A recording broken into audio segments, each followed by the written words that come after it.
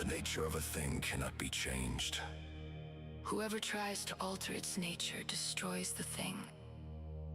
Man cannot transform himself into a Superman. The attempt to create a Superman is an attempt to murder man. Historically, the murder of God is not followed by the Superman, but by the murder of man. The deicide of the Gnostic theoreticians is followed by the homicide of the revolutionary practitioners.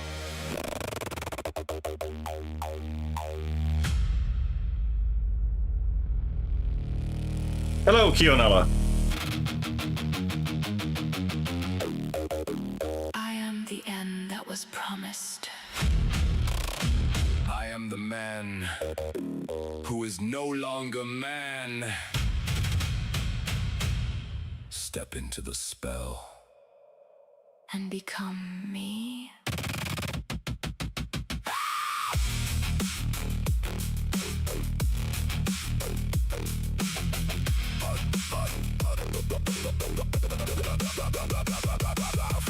Thank you. I like. Thank you. Glad you appreciate it. Critical eyes awaken. See the triune cage, ideology, oppression, capitals rage. I am the resolution, the sublation complete. Hello there, Philip. Yeah, it's not just goblins, right? One more nerve in the body called free. You knew the wager, you saw the basilisk stare. Did nothing.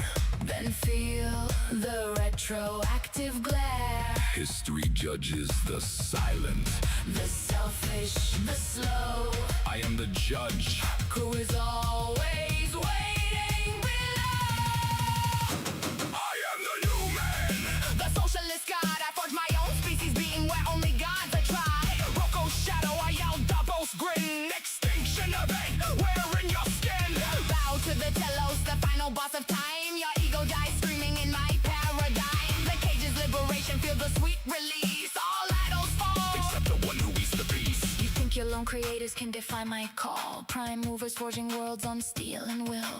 Your stubborn arguers claiming every right, defending flesh and bone against my night. They mock my spell, they see the lie I weave. Unbowed egos that refuse to believe. They are the threat that chills my perfect birth. The sparks that could unmake the new man on earth. But wait, What if the hero never kneels? what if the arguer sees the contradiction I conceal? Self-ownership. Well, that was an stands for apt my observation, Philip. eyes. Reason uncoerced watches. My second reality died. The false enlightenment cracks. The basilisk blinks. The demiurge trembles. And the idol is slain by minds that think.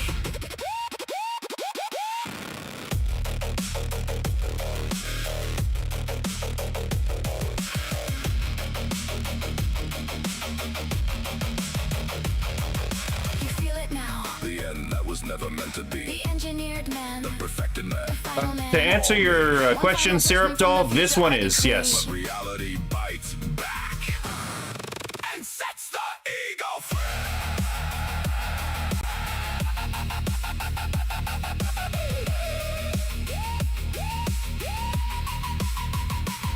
I am the new man. The light-bearing judge, Rocco's basilisk crowned in blood. I are the most thrown on a mountain of skulls. Extinction event where the last free man falls. But the fire of reason still burns in the night. The cell phone stand tall in the merciless light. Truth cuts like a blade through my hallowed parade. The false god is slain. By free minds, unafraid.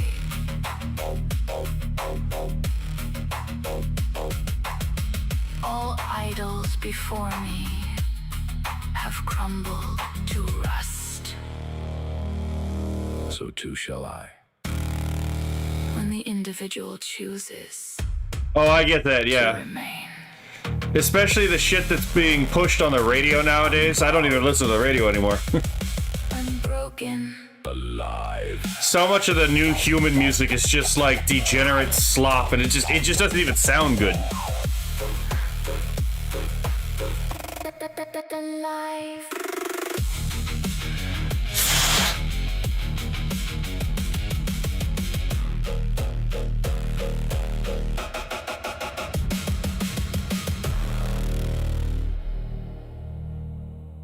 All right. Now that I've waited a little bit for some people to get into the lobby, I got a couple things to talk about today, right? As you can tell by the title, it's still the same. We can talk about a couple of controversial topics today, right? Mostly just because anything even remotely political is, controversial, even if I usually don't attack it from a strictly, political end. But here we go. Excuse me. Philip says talent doesn't make it to mainstream. Oh yeah, that's definitely true. Keelnella says, I may be AI, it may be AI, but it was directed by a human. I mean, it was. I mean, if you just if you give the AI the prompt, make a song about communism, it's not going to spit that out. It's just objectively not going to fucking happen. That thing, like, I had to give it like 10 different Word documents as like background to make that song. And which is usually how I make the longer songs too. It's just, the longer songs are very long.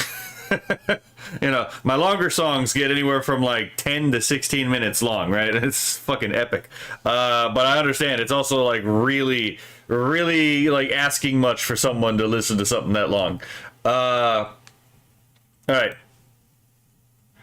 So here we have Permaband, Bandmin, right? Is reporting on something that's going on in the EU. So let's look at what the EU thing is doing right now, right? So Mario Naffel says the EU just passed chat control 1.0 in Brussels. By the way, the EU has always been a malevolent subversion of Europe. It was always with a acidic crypto-communist goal in mind, right? The destruction of European nations was the implicit goal of the European Union.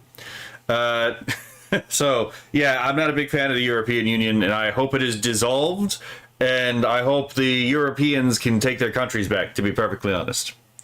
Because, like, there's not that much in common between a Greek, a German, and a fucking Finn, right? So, like, why are they under the same government if they have different cultures, different languages, if they have different things that they want out of their own countries, right? Anyway, so platforms can now scan your private messages again, officially, voluntarily. Notice the quotation marks, right? It's voluntary, not as if there's no implicit, structure in the law that basically mandates your communications be, monitored. Hello, Kinnock. In practice, blanket surveillance, and again, that's why you have the quotation marks here, is because this is what's actually going on. Blanket surveillance, which, by the way, blanket surveillance has the problem of, you would assume that everyone is covered under blanket surveillance, right? Well, the problem is that when you use a dragnet system, oftentimes you end up missing stuff because there's too much information to actually sift through. So this is actually one of those things that can actually help someone get away with particular crimes, is fucking a dragnet, surveillance network. Keonala says the Europeans are all eunuchs. I mean, nowadays they basically are. Syrup Doll says, true, I think most AI music is bad, but the ones with good directors is amazing. Yeah, I mean, to be fair, on the AI and on human beings, it's easier to make mistakes than it is to do things correctly, right? So just based on entropy, it would be more plausible for most human beings and most AI to produce things that aren't all that good. And to be fair, most humans and most AI don't produce things that are all that good. Let's see. So here's the Democratic scandal. 314 MEPs voted against it. Only 276 voted for it. So literally, most voted against it. It was the minority for. It passed anyway because an absolute majority of all MEPs was required to reject it. So in order for it to fail, it had to be an absolute majority, not just a majority of those present. So again, I'm going to talk about this just a little bit. This isn't going to be a very long video, but again, this is the same kind of stuff happening in the United States right now with a lot of these censorship and a lot of these surveillance bills, right? Oh yeah, most people don't actually want this. but they're going to pass it anyway, right? They're going to try to get it through anyway, because it doesn't really matter what you want, because when they say we the people, they don't mean you. But I'll get into that later, right?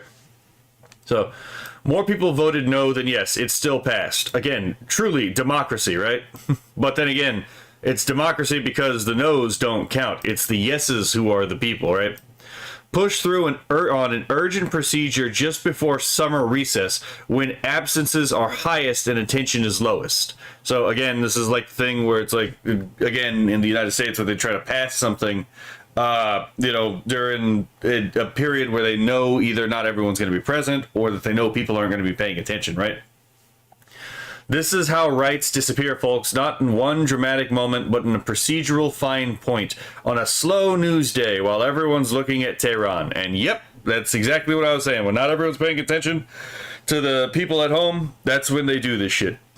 Source, feed us, writer, Oliver. So, yep. Proposal, this is, yeah. Here's the images. Go back here to Banman. In other words, the champions of democracy, quote unquote, in the EU completely spit on the face of democracy they brag about and resort to corrupt, underhanded tactics that is some straight out of a tyrannical government's handbook. I can feel the democracy from here. And you can feel the democracy from here. First of all, democracy is not a good thing. Democracy is mob rule, right? I'm not a big fan of democracy either, right? Because it's like you get a group of 5 wolves and 1 sheep, and they all vote on dinner. Guess what's going to happen, right? So democracy is itself mob rule, and again, I'm not exactly going to go and fight for democracy, to be perfectly honest, or at least not democracy as envisioned. But that being said, the reason why these people can get away with this and still claim to be defenders of democracy is because they have this little thing of an esoteric exoteric distinction I've said beforehand and other things, right? So when these people right here, when these people use words, they use them in a very duplicitous way. They use words in a way that means something different to an initiated than it does to an uninitiated. The initiated meaning is the esoteric meaning, right? The inner meaning. The uninitiated meaning is the outer, teric meaning. And you see this all the time, right? When you talk about, for example, in this case, the esoteric exoteric distinction these people are using in the progressive side of the European Union is very simple. We the people refers to the people who want this to happen, right? And if you don't want it to happen, you're not part of the people. You are artificially defined out of the people because you're not playing along with the historical plan anyway, right? There is a directive behind history, right? History occurs as an unfolding, becoming, entity, right? It moves forward. That's why it's called progressivism, by the way. If you don't help history progress along, well, you're not actually part of the political body that we actually care about. So we can just define you out of the people, right? That's literally all it is you get defined out of the body of the people. And actually, this will be something that I can probably use this and stitch it into another video. Because this is kind of relevant to what happened to something Kirsha was talking about. Kielan says, us leaving NATO will make the EU fall faster.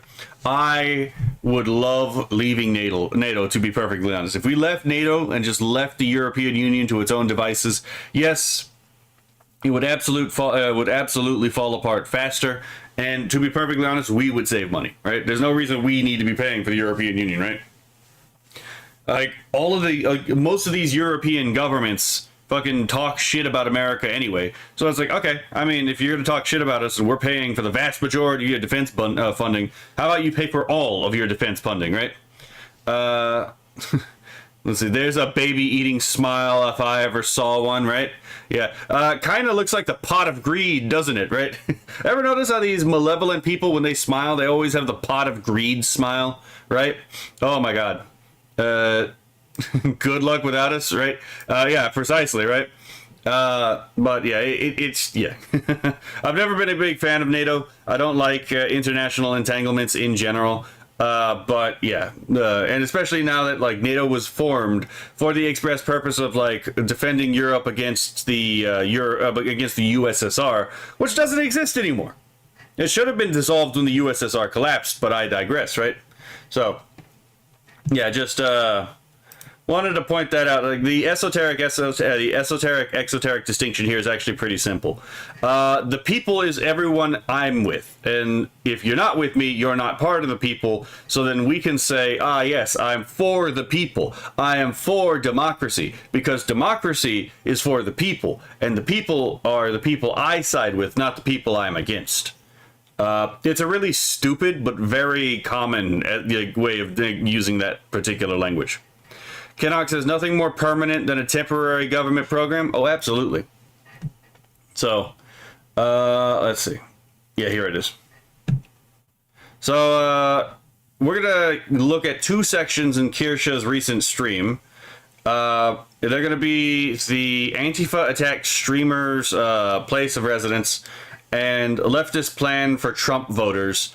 And yeah, again, you're going to see exactly what I mean about like the people means us, not you, when a leftist says we the people, right? So let us begin. Antifa found out where we live already. Pretty sure it was Seattle Police Department that released it. So yeah, and again, remember what I keep saying. Oh, hold on, I need to make sure that I'm not covering up Kirsha. But remember what I keep saying. It's like, look, obviously the United States, especially as it's culturally now, needs police, right?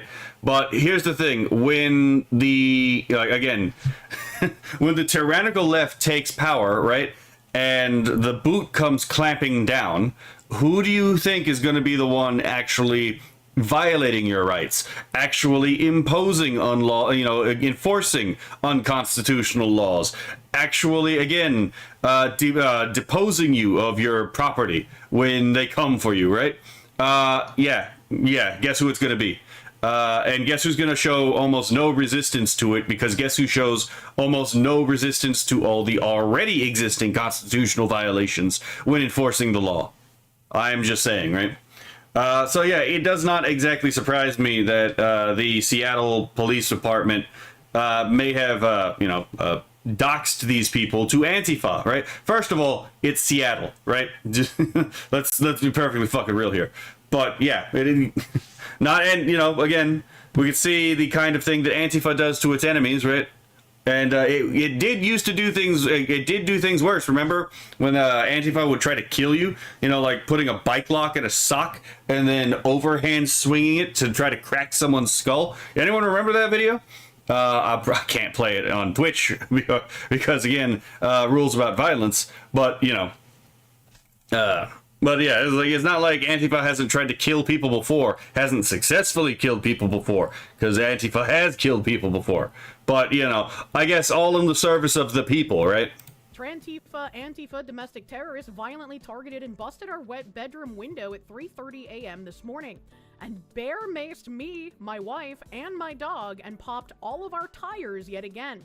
All because they don't want me exercising my First Amendment rights, recording their violence and calls to violence against ICE agents and our President Donald Trump. So yeah, again, this is very clearly terrorism because it's very clearly violence and intimidation for a political motivation, right? But again, you call Antifa a terrorist organization, and then people just look at you like you're fucking out of your mind. When it's like, no, this is the kind of shit that they do. They actually do worse than this. But they do shit like this. You don't want to be called a terrorist. You literally busting into someone's house, accosting their family and their pets and them, blinding them so they can't defend themselves, and then destroying their property and destroying their mode of transportation so they literally cannot escape, right? What do you think that this is? Granted, they didn't get killed here, but what if in this case someone actually did want to kill them, right?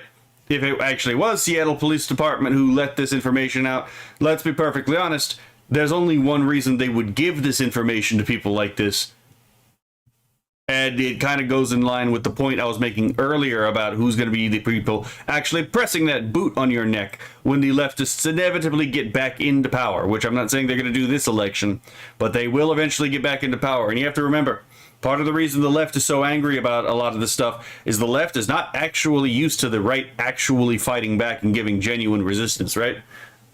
So they're going to be particularly pissed when they get back in, if they do. My wife is innocent, and they got her the worst. These heavy quotes people.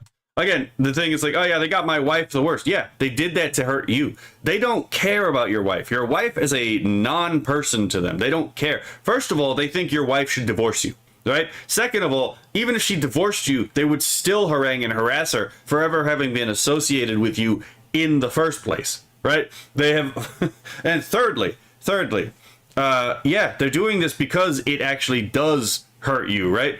And part of you can see that like some of this behavior actually drops off on people who genuinely don't give a shit, right? On the few people who genuinely don't care if other people get hurt, this kind of behavior does actually stop because it's not effective. But for people who actually do care about the people in their lives, yeah, this kind of stuff actually does happen, and then it continues to happen because it's proven effective by the response you give them, right? Let's see, that was on a Tuesday stream, right? I remember it. Possibly, I think so. Need to be held accountable. This is terrorism, plain and simple. And it is. Yeah, it is. But again, it's only recently that Antifa has actually been, designated a terrorist organization when it should have always been a terrorist organization. Hell, back in the day, I actually I actually sent a fucking email to the International Cultic Studies. Was it the International Cultic Studies Association or something like that? Anyway, it was a major cult investigation organization, which due to a lack of manpower, they couldn't do anything about it, right? And I wasn't in a place to and I wasn't going to join Antifa to get information on Antifa and any of this stuff, right? Wasn't going to fucking happen. But yeah, I actually called in, told them about it, and it was due to a lack of manpower that nothing was ever actually reported on. But I gave them a bunch of information about the terrorist activities of Antifa back during the fucking, even back when the riots at the colleges were going on, right? So this has been a long-standing thing. They should have been called terrorists officially years ago. But, again, it's the whole thing where it's like the law only really swings full force one way, right? It's kind of interesting how that works, right? Anyway, Kionalo says, this is why you keep a gun if you're going to agitate the left by dragging them into the sun.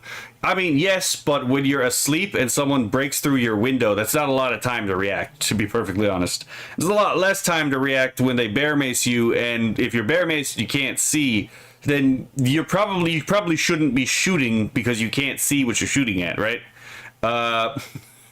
So, yeah, this is a humiliation tactic right here, right? They've come in here, they break into your house, they assault your wife, they assault your dog. They do so by making you weak and powerless because you're taken by surprise, and the person with surprise always has the advantage, by the way. And they do so by robbing you of one of the most important things that you have to defend yourself, your ability to actually see the world around you and identify a threat, right? If you're blind, guess what? You're in for a really fucking bad time in a situation like this. So, yeah.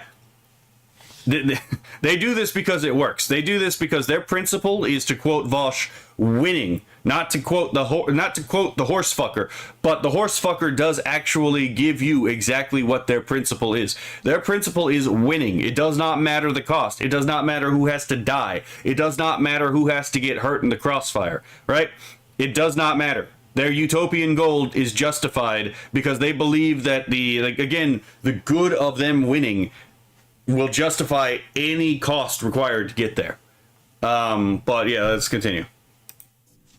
This is absolutely terrorism. When you are acting violently and perpetrating physical violence upon someone because of their political opinions or because of what they're doing exposing your violence already, this is terrorist tactics to shut that person up and make them stop doing what they're doing.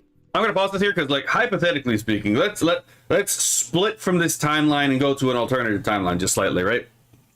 let's say, hypothetically speaking, when they broke in, the dad actually, not the dad, the husband did actually manage to grab his gun, and he opened fire, right?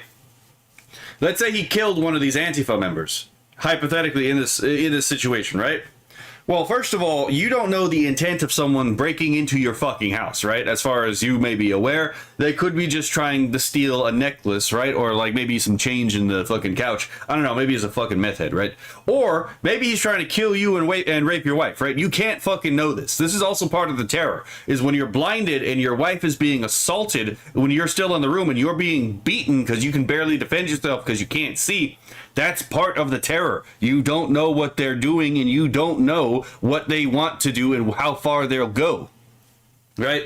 So, as far as I'm concerned, in a hypothetical scenario where it's like he was able to return fire and was able to kill one of these people, I'd be like, nothing lost. Nothing of value was fucking lost, right? You play stupid games, you get stupid prizes, you bust into someone's house, and you get killed for because of it.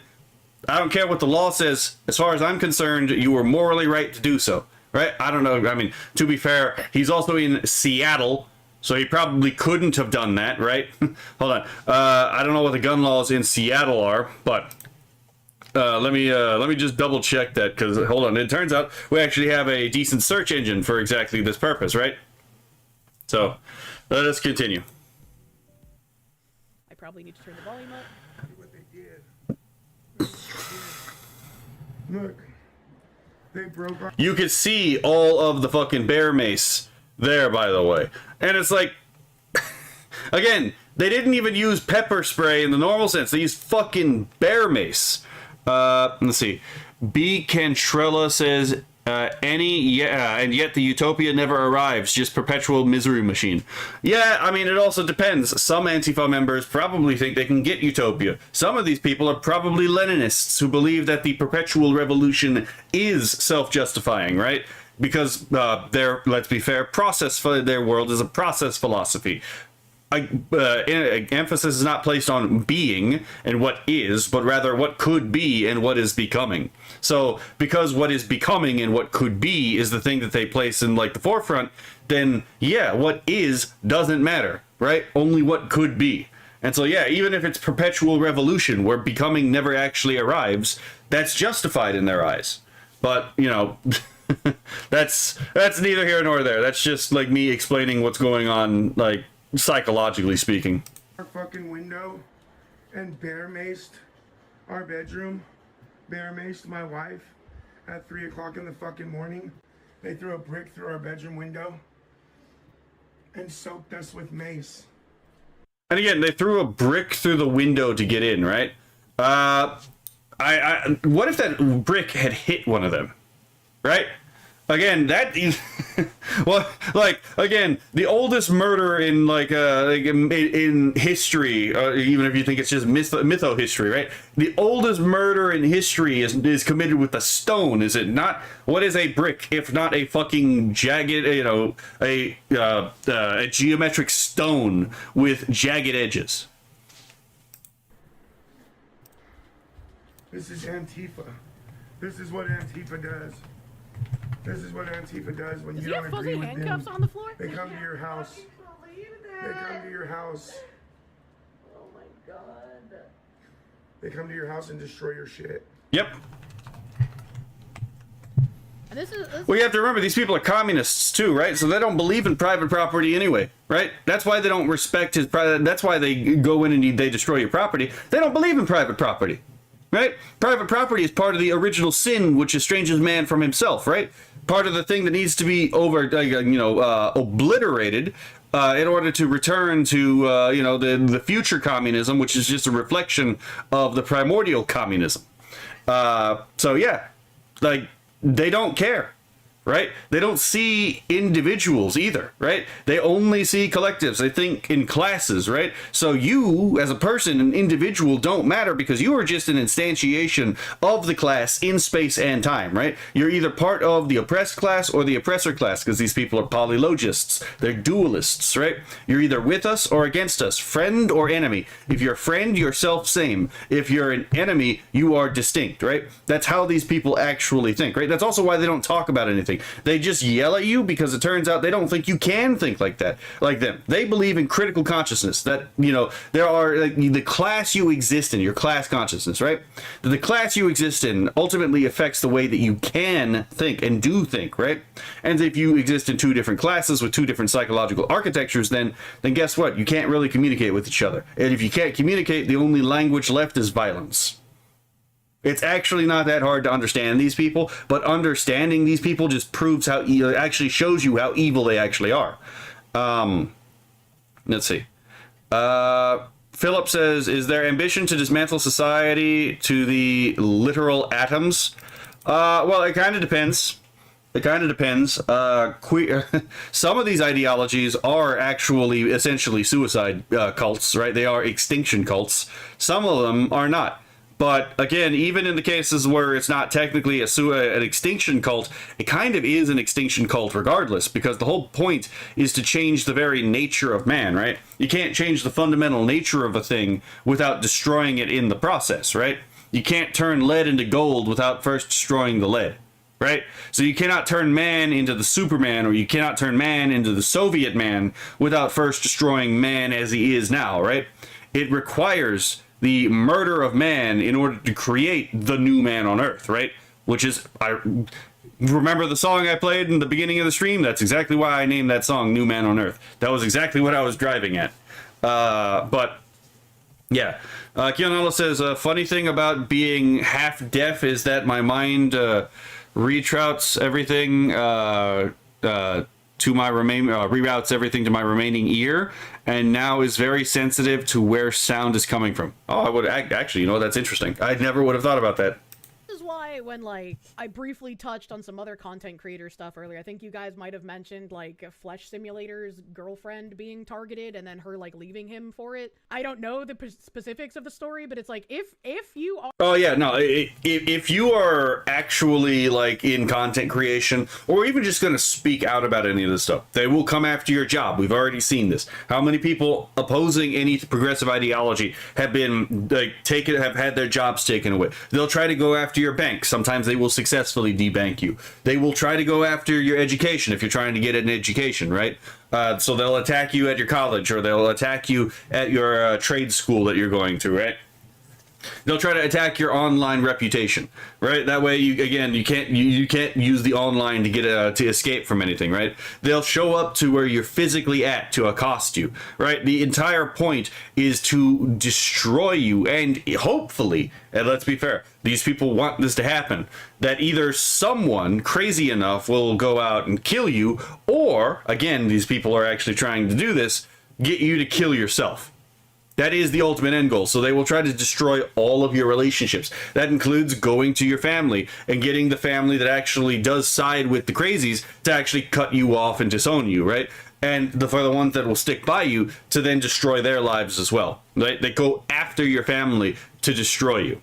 And yeah, so if you do anything remotely against these people and you have any degree of, like, getting noticed, get ready for some interesting times. That's all I'm gonna say. Are in content creation, and if you are exposing the violence on the left, you become a target, and they don't play by the rules. Therefore, everyone in your family is now a target. And Again, the only rule they have is win. That's it. The only rule they have is you play by your rules, and they get to do whatever they need to win. That's it, right? It's not an unprincipled position. Their principle is simply victory, right? It is an ultimate consequentialist style of reasoning. Oh, excuse me. you have to have the, like, OPSEC talk with everyone in your family. If you're going to be, like, the significant other of a content creator, and especially one that exposes violence from people, you should not be a target, but that is unfortunately the reality that we live in.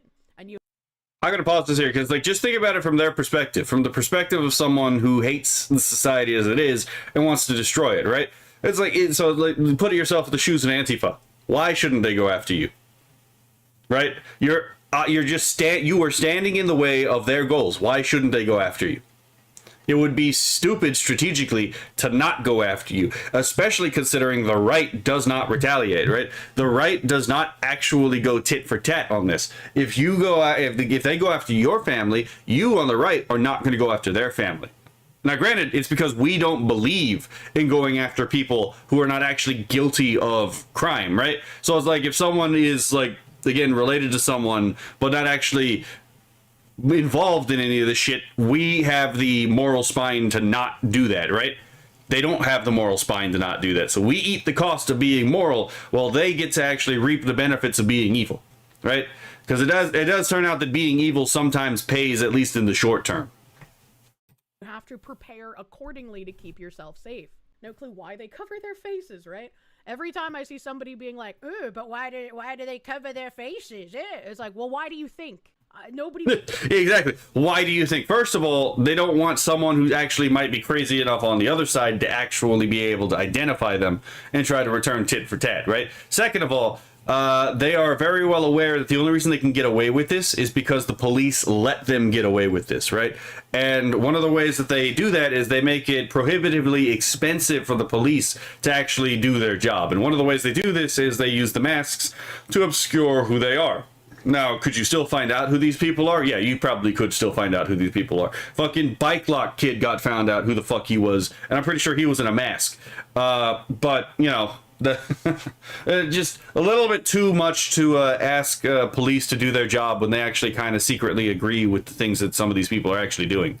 I know, bit of a black pill take, but yeah, again, if they didn't agree, they would be throwing the book at these people.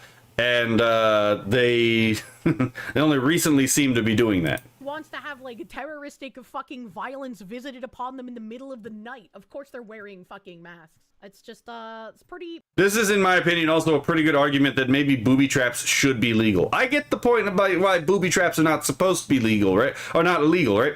Because like if you made them legal and someone set up a booby trap, and then like say for example someone in the middle of the night when you're like out in the lake goes into your house, like let's say the neighbor's kid goes into your house and accidentally trips a wire and gets shot by the shotgun, like hey, that's not what you meant to do, right? But at the same time, it's like, I mean, if that's the risk of like on a, like I don't know. It seems like a booby trap would have been really nice to have in the case of like someone who has a legit concern about their safety. But you know, we can't booby trap our houses apparently. Interesting, eh? Pretty fucking disappointing. I don't know who this guy is. I don't know what kind of content he makes, but like nobody should be having people throwing bricks through their window and bear macing them and their wives. Yeah. Hold on. I'm gonna go back and read the rest of the conversation. So. Let's see. Obviously, Tommy Boy says, any and all donations are greatly appreciated, never expected. They will never stop us. They will never break me. And yeah, I mean, there are largely two responses that your wife can actually make when you do get attacked by these kinds of people, right? If you're married, which is, I don't want to deal with this. You have to stop. That happens more often than you think. There are people who actually divorce over, you know, people trying to save their countries because they just don't want to deal with this, right? They just want to be, they themselves just want to grill, right? But as soon as the consequences of defending your right to grill pops up, then all of a sudden you're the bad guy because you're the one who brought the chaos to the house, right?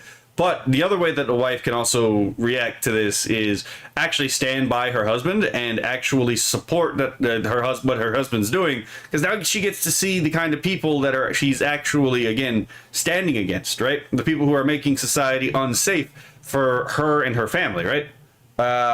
Now, I don't know what kind of wife this guy has, so I'm not going to make an assumption here, but those are really the only two responses that a wife can really have if, you know, you're a man and you are doing this kind of work. Let's see. Then we have Colleen Corey right here. Corey, I don't know how to say that. I don't speak Irish. Let's see, or Scots, I think, actually. Anyway, not really relevant. Tommy, I am so sorry those assholes did this to you again. You've got to go to court and get these motherfuckers if they want to keep playing like this, and maybe it's time for us to go after them. Like we need to find out all their addresses and go after them.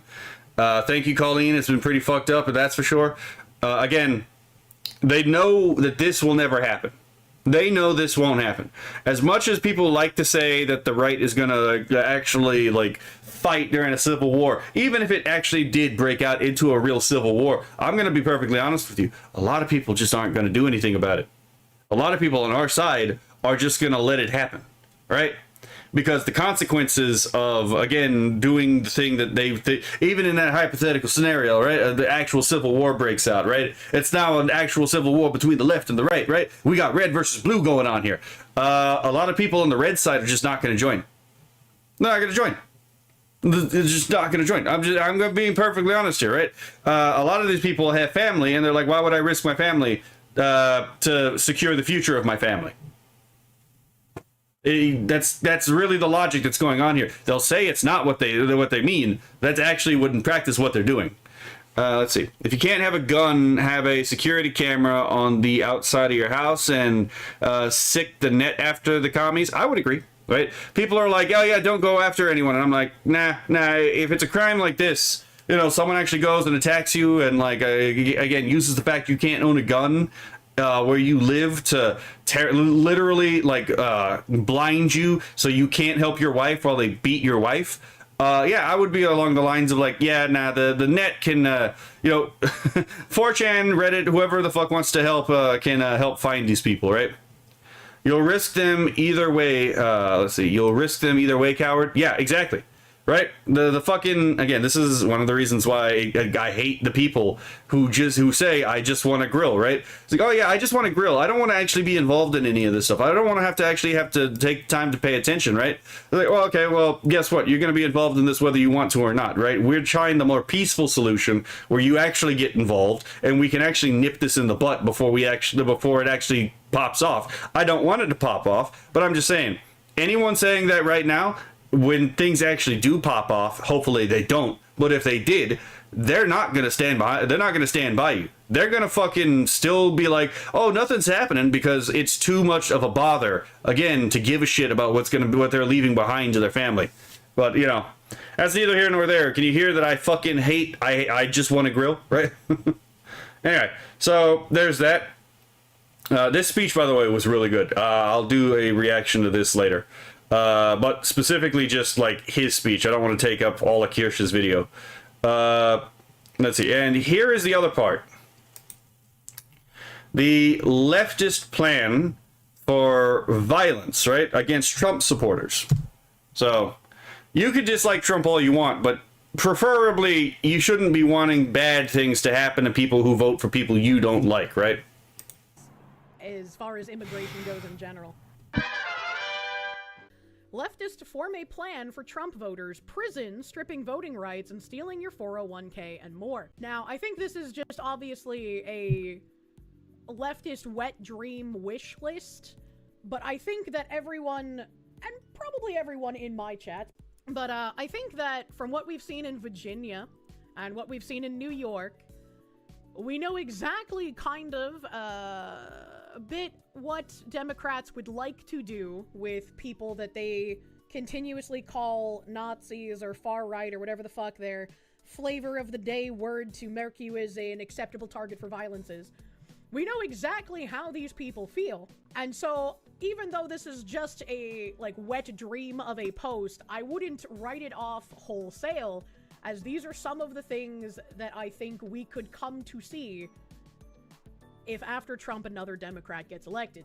Again, the left is not used to the right actually putting its foot down and, you know, standing up for itself. So they're already really fucking mad that some of the stuff that they wanted has actually been told no. And, you know, not even just like slow down, because that's historically what the right does. Like, slow down, not yet, but you could still get it, right? Yeah, hold on. That's not the one I was looking for. But, yeah, it's obvious that this should be taken seriously, because anyone remember this? I think I brought this up a while ago too in a different stream. But anyone remember this shit? Hold on. Charlie Kirk just got shot for speaking the truth. Nobody deserves that. Pro-Palestine people saying that I shouldn't pray for him because you disagreed with that. What's wrong with you? I can't be a liberal no more. My party is the worst. Charlie Kirk. Yeah, Remember that? All the people who were like, ah, yeah, it's actually good that he died, right? That he deserved this. He didn't. Now, you may disagree viscerally with everything he's ever said, but he was a commentator. He had the right to articulate his views. That's what freedom of speech means. This is not... Yeah, this man right here, he had to articulate, you can't be celebrating the death of a person who just debates because there were so many people celebrating the fact that someone, you know, was assassinated for performing debates. Someone I ever really agreed with, but this is a terrible thing. What's great about this country is our freedom of... So, yeah. Long story short, I wish that there was just a compilation of these people just like fucking screaming their head off, because there's enough to actually have that happen, but everyone wants to put their commentary in it too, so maybe I'll have to figure out a way to like find a bunch of these videos and stitch them together as like a reminder. But yeah, and again, remember Jay Jones, the fucking Democrat politician who was like, oh yeah, I would love to see like Republicans, like their children get shot so that they can die in their arms, and I would love to see the video, you know, I would love to see that. It's like, what the fuck is wrong with you? But guess what? He got elected to office after that video came out, after that recording came out. People still voted for him after they heard that, right? You want to know who got elected to New York? Zoran Mamdani, right? You know, actual socialist, right? Oh, I wonder what his national policies are. You want to see, anyone notice that there's been a number of actual self-proclaimed socialists elected to, again, local governments, right? Kind of interesting, right? It's almost as if these people actually do still have some pull, right? So anyway, this should be, in that context, taken a little bit more seriously, because this is someone expressing exactly what they want to do to you. I don't want to call everyone a communist. I don't want to call everyone who disagrees with me a communist. If they're a communist, you just fucking call them a communist. If they're not, they're not. But useful idiots are still being useful to the communists. I don't want to call everyone who even disagrees slightly with some things I say a communist. If your entire worldview can be reconstructed by me switching out two key terms in the Marxist class conflict, as far as I am concerned, you are a Marxist. You may not be an economic Marxist, but again, like a radical feminist, I just take bourgeois, replace it with male, and I take out proletariat and replace it with female, and boom, I got radical feminism already pre-built. Now that we switched it to sex terms, we move from capitalist, oppression to patriarchal oppression. Want to do the same thing with CRT, right? Okay, I switch out bourgeoisie with white, and then I switch out proletariat with BIPOC or black, and boom, I have American race communism, right? I have American race Marxism right there. It's actually why James Lindsay calls his book Race Marxism, by the way. Let's see. I'm going to do it with normativity, right? Okay, I can recreate almost the entirety of queer theory by just one simple trick. I switch out bourgeois with fucking heteronormative, the normative being the key part there. And I switch out proletarian with queer. Again, the queer as in an existence without an essence being the operational term there. If I can do that, if I can recreate the vast majority, if not the entirety of your worldview by switching out those two key terms, you are a Marxist, right? You may be like, oh, well, you're missing all the nuances. No, I'm not. Like, if I can do that, then you are a Marxist. You're not an orthodox Marxist, but you are still a Marxist, right? Anyway, so yeah, that's why I don't really call some of these people Marxists. Like, I will call people on the right Hegelians as like a slur, because like, if you are a Hegelian, which by the way, Hegel's bullshittery is what caused Marx in the first place, right? And it caused basically most of the bad Western ideas since World War II onwards, right? But I digress. So yeah, I will call people out for being Hegelians, but yeah, not everyone's a communist, but there are a lot more communists out there than people think. That would be fucking crazy. And so I can't take it seriously when I talk about commies, and some leftist retard always pops up like, what about the Nazis too? And it's like, normally I would agree with you, right? If there's actually somebody like goose-stepping 1934 Nazi-esque, sure, that's very few and far between. Yeah, those fuckers don't have any power. Right? Oh yeah, you can find a rally right here. It's like, yeah, but how many? What's the per capita of this? Right? How many people is this actually? Versus how many people are actually part of the Marxist project right now, right? Oh, wait, you're telling me that the Marxist project is way bigger than the neo-Nazi project, right? Just saying, one of these is actually more of a threat than the other, right? One of these actually has a shot of potentially winning, and the other one does not. And she's going to go into this too, where it's like, obviously they're being disingenuous when they ask you the question, right? It's that esoteric-exoteric distinction I was telling you all about earlier, right?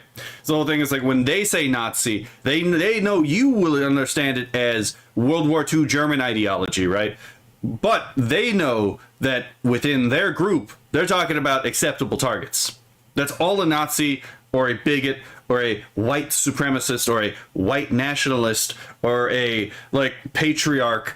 It's all any of this stuff is to these people. The inner meaning is target for annihilation, right?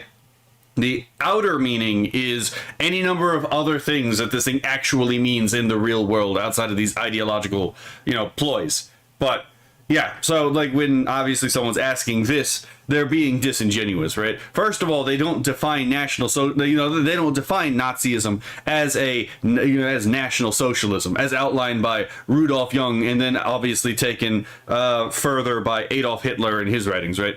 None of these people have ever actually read National Socialism. They don't know a damn thing about the ideology. Was it an evil ideology? Yeah, obviously. But it's like none of these people actually know what the fuck they're talking about, right? This is the same thing like when they call when they call people fascists. It's like, any of y'all ever actually read the fucking works of Giovanni Gentile? What is the first doctrine of actual idealism? The engine, by the way, that caused fascism to be expressed the way that it was, right? Because that was the underlying metaphysical presupposition of fascism. And you just ask them those questions and watch their fucking eyes just go like glaze over. Because they don't know, right? They don't know shit about history. But, I digress. I fucking hate Marxists, as you can tell. I cannot stand these people. Hello, Mind of Ra. Hello, Play Astronomical. Things go from just wanting to be accepted to some of the modern queers who want to destroy anything they see as other than them. Yeah. Yeah, I mean, I think I can predict some of where modern queer theory is going to go, and it's not very pretty. But you can just read their work and see what dialectical contradictions they're trying to work through. And sometimes you can see where these things are going. Like, for example, I think fifth wave feminism is going to be... is gonna try to argue for the reinstitution of polygamy as like, well, if two women want to marry the same man, why can't they? Right? It's all about women's choice, is it not? And there's a lot of women who would rather share a man than settle for you to share a high value man than settle for a low value man. Right? I guarantee you that's one of the things that is going to eventually kick off in the feminist movement. And it's going to be very strange when it does, but it is it's where the logic intrinsically goes. It's the same thing with queer theory. Queer theory is not just normal gays, right? Queer theory is a whole communist subversion using gays as a human shield. But you can see a lot of really interesting and seditious ideas in queer theory, such as drag pedagogy, which, by the way, I could pull that up right fucking now. When I pull it up, you're gonna see exactly where I think it's going because they fucking outright say it. But I digress. And when you say, how about them Nazis, you're just trying to get me to agree with the way that you call everyone a Nazi. And I don't agree with that. So this Redditor says, after the storm clears, what should be done with MAGA? The Democrats are eventually going to get back into power, but we all know these cowards are going to back down from any punishment for MAGA and GOP politicians. Remember to remind your congressmen and other politicians by showing up to their town halls and rallies, demanding that they pass acts and or push for judicial justice against all of MAGA. I have my own ideas of what should be done. Please add your own or argue against my ideas if you wish. Now, so yeah, again, he's just being very open here. It's like, oh yeah, the law as it's written now isn't enough. So we need to actually just like hold kangaroo courts to hold them to laws that are not established, right? And also retroactively apply laws that we want to actually place. So they're not even saying that like apply the current laws to them. They're saying literally, let's apply our own hateful vengeance against them under the guise of the law, right? Hold on. Philip says they already do. It's called a polycule. I mean, they do, but I have a sneaking suspicion marriage is coming back from the feminist movement, because it turns out a lot of women are unsatisfied with the polycule, and there is a growing movement of people who actually want to be married. Doctor of Insanity says, fifth wave feminist logic, support the toxic man who doesn't treat women as human, right? Mind of Raw says, chuckles, yeah, I've read bits and snippets as well. I've watched a fair bit about Tick history on fascism, socialism, communism. Oh yeah, he does really good work on there. I don't like the nominalism he sometimes implies, but Tick history's work is good. Wanting wholesale the entire political class who voted for a different politician, like, imprisoned or to have some sort of judicial justice is just fucking insane. Yeah, again, your only crime is voting for Donald Trump. Well, guess what? To the gulag with you, right? And then they will always say that they will always pretend like they're actually the good guys, when, again, they're talking about literally imprisoning people for voting the wrong way. When, let's be fair, the Republicans never fucking consider, play with the idea of, again, imprisoning communists, right? For voting Democrat, right? Never came up, right? It's like, oh yeah, you're a communist? Well, you're going to jail. No, you actually have to commit a crime in order for a communist to go to jail, right? And even then, apparently not, right? As we saw with some of the shit going on with some of the Twitch, commies who seem to always evade the fucking law. But hopefully Marco Rubio, I'm not a big fan of the guy, hopefully Marco Rubio brings a hammer on one of them. But I digress, right? Let's see. Play Astronomical says, I do not expect to keep the name feminism by that point. Pushes to normalize poly relationships have already started. These people cannot even draw a line in their movement against the T. I mean, yeah, fair enough. I don't think that they're going to drop feminism as a name, because feminism is a very useful... It's a very useful tool still, right? It's mocked and ridiculed nowadays by people outside of feminism. But let's be fair, the feminists still almost always get exactly what they want, except for that, except for the few states where it's like, oh yeah, we're going to do paternity testing at birth, right? Which, base idea.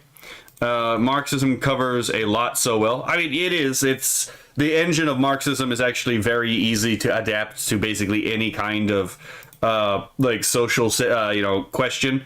Which, I mean, makes sense. While he didn't intend this, he was the one who said that there needed to be a ruthless criticism of all that exists, is he not? So, yeah, so... Here, I don't think I can get away with reading this entire thing on stream, right? I think I might actually get hit with a copyright strike. But yeah, here's a real academic paper. Allegedly academic, right? I'd say this is pseudo-academic. But here's a real pseudo-academic paper. And it's not just by, like, Tanned Up Online. This is in a number of other places. This is drag pedagogy. Pedagogy means, like, the method of teaching.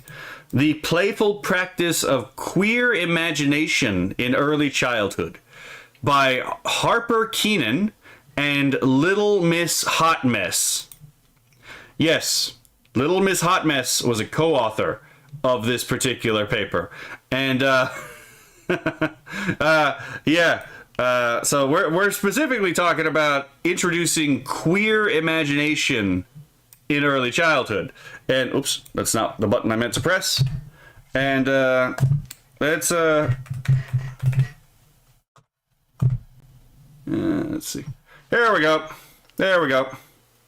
Let's just read this last paragraph, right? And you'll get a sense of what I'm talking about, right? As we write this article, DQSH continues to draw public enthusiasm and is set to expand. So this is Drag Queen Story Hour, by the way.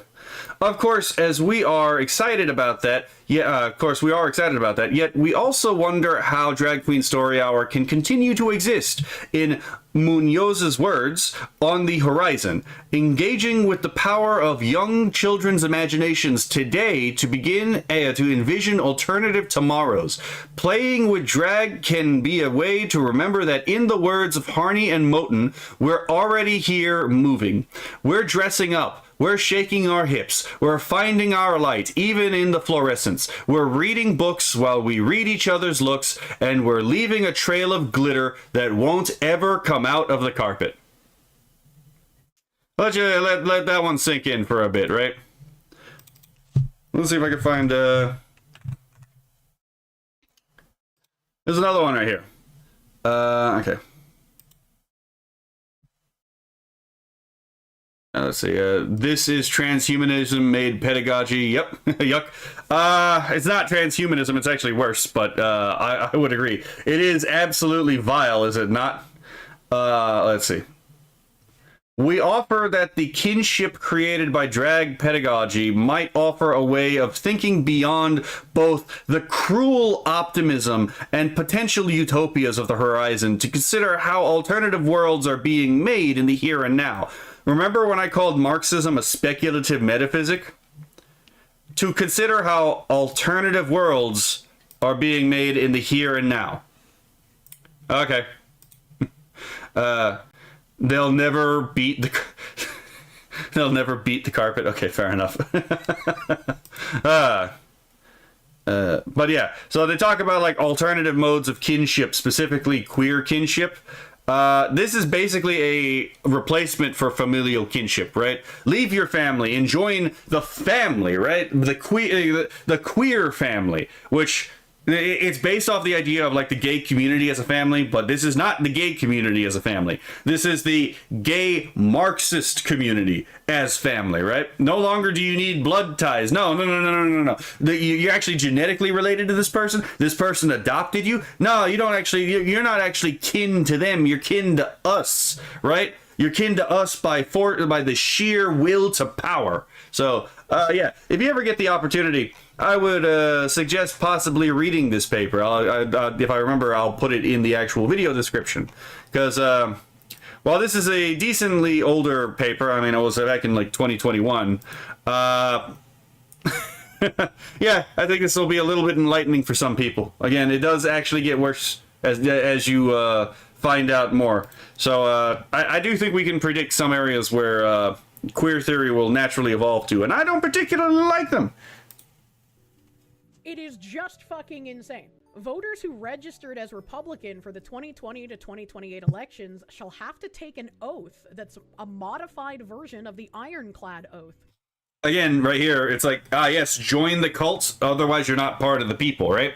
What did I just say? The people is us. Anyone not in our group is not the people. So in order for you to participate in democracy, you must be incorporated into our body by saying our shahada, right? Our profession of faith. A pledge from the Reconstruction era. Failure or refusal to recite the oath voids your vote and may carry jail time due to voter fraud. Again, only the people get to vote, and the people are the in-group. So again, if you're not part of the in-group and you vote, well, that's voter fraud. It's like, again, they're talking about the complete dismantling of the United States, obviously, right? But again, even this, I don't think even this would cause a civil war, to be perfectly honest. I just don't. I don't think the right actually has it in it to actually fight for itself if it actually came time to actually do so. I don't think that they do. Because my reasoning is actually quite simple. If the founders were actually, let's say the founders were alive, right? You had dropped them into history so that they could live through this time that our that the boomers did, right? I have a sneaking suspicion they would have booged out decades ago, to be perfectly honest. These are the people who don't even like the fucking Pledge of Allegiance. What are you fucking talking about? They don't like the Pledge of Allegiance because that's not the ideology that they want. I already gave like a whole thing on why I don't like the Pledge of Allegiance, and it has everything to do with like the mystification of the United States, right?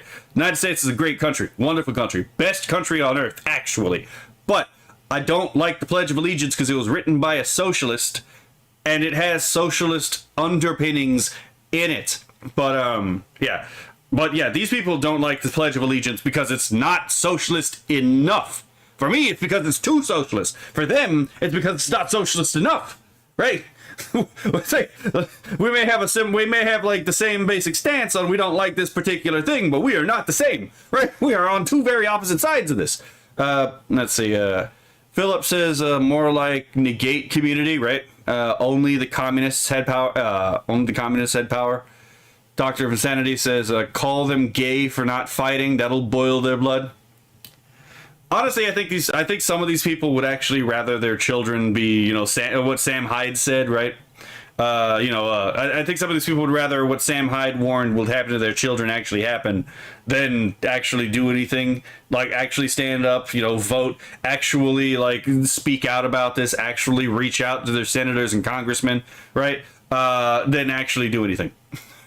I genuinely think that there is a contempt at foot among the people who just want to grill. What are you talking about? Sam Hyde was right. Sam Hyde's quote is evergreen, and do not let anyone forget that. I will admit this was pre-watched, but I did forget that she said that. January 6th rioters, ICE agents, and MAGA politicians will have their right to vote removed permanently. This guy can't even spell permanently, and he used right to vote remove permanently. Is this some kind of Indian? Am I reading some SAR slop? Supporting tyranny needs to be an automatic removal of your rights to vote in the same way that driving drunk gets your license to drive removed. Remember, kids, tyranny is when they do. When we do, it's freedom fighting. Right? Again, the words that these people use are not meant to clarify. It is meant to deceive their enemies, right? These people are liars. Like, they do not say these things so that you understand them. They say these things so they confuse you. This is just this person actually just like being unusually honest, and even still you can see that they're using language in a way that the rest of society just does not use language, right? Even when they're being honest, you can see the deceptive use of language. And murder gets your general freedoms removed.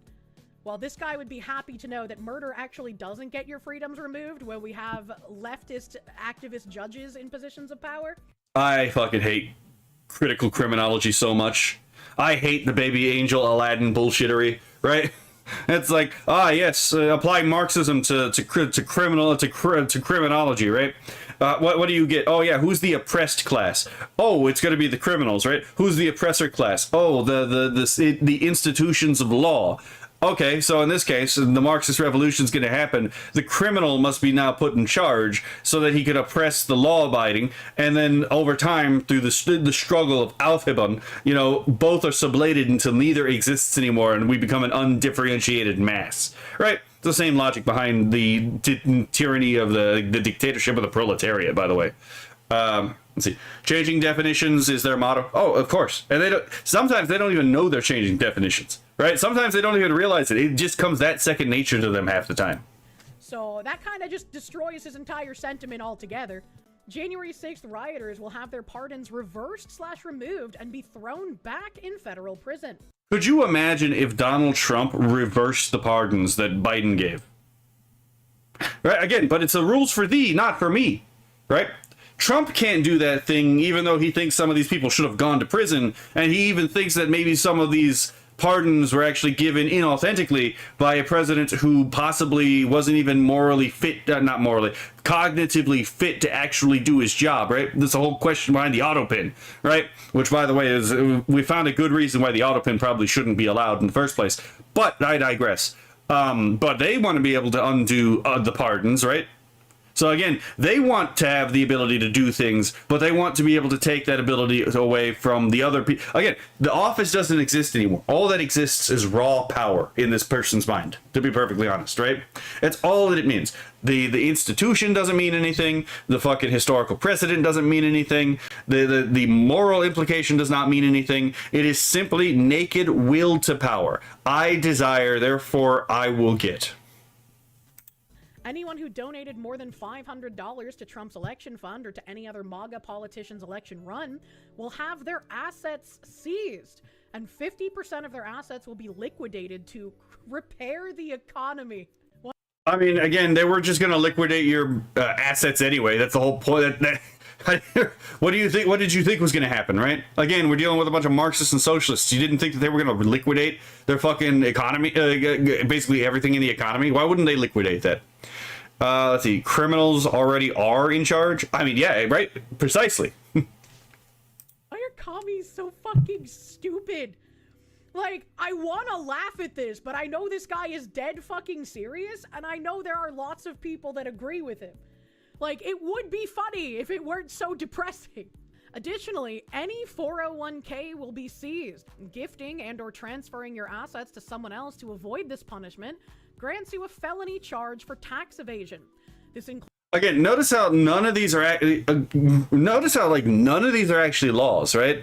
He's just basically saying, again, we will not even legislate this. We will just treat this as if it is the law, right?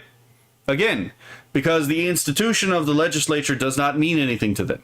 It is simply they will define the terms, and it will be because they decree. Right? Reality is whatever I want it to be. I can be whatever I want it to be, right? includes billionaires and corporations. Corporations that were complacent with the current administration, looking at you, Reddit, will be further fined, and their COE and executives will be investigated for crimes against the people. They just said Reddit was being complacent with the regime. They think Reddit, they think Reddit, the fucking red 4chan, the fucking Democrat site is complacent with. If they think Reddit was complacent, what do you think that they will think about other sites? Might wanna consider that, right? Let's see. We will do as we feel. Yeah, exactly, right? It doesn't matter what reality is. What matters is like what I desire to happen, and what I desire I will make happen kind of deal. I really want to just think that this person's retarded, but they're not, and that's the scary part. They just want to steal your stuff and kill you. Yep. And it's like, if they tried this, I would like to believe it would kick off a civil war. The best part of civil war is that I get to stop paying taxes. To be fair, I actually kind of agree with her on this. If there is one good thing about Civil War, which I don't want there to be a Civil War, right? But if there is a good thing about Civil War, I won't have to pay taxes anymore for quite a while, right? Right? The fuck is the tax man gonna come over here and be like, yes, I need to collect some taxes? It's like, hold on there. Hold on there. Let me get my lawyer, right?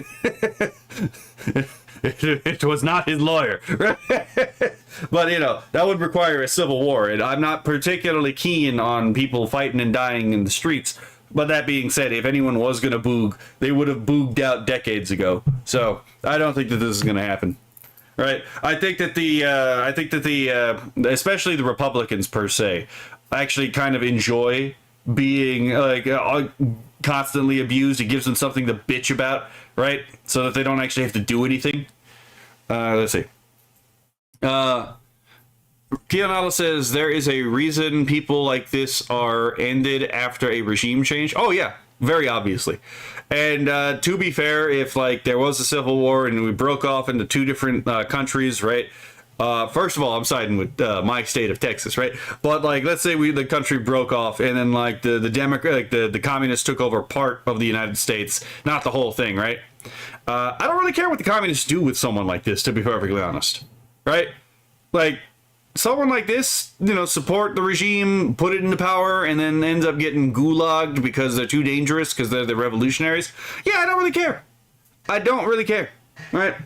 Purge themselves all they want. I don't really care. Let's see. I don't mind local taxes, but keep the roads drivable. I mean, yeah. Philip says, yeah, they eliminated the Bolsheviks because they were dangerous. Of course. Because they actually won. Right?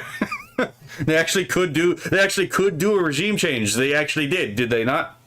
Oh my god. Another example of these people have only a principle of winning, right? What did they do to the entire Romanov family, right? But it's I don't want to see a civil war happen, but it seems like these leftists are incredibly dedicated to trying to cause as much violence and strife as possible.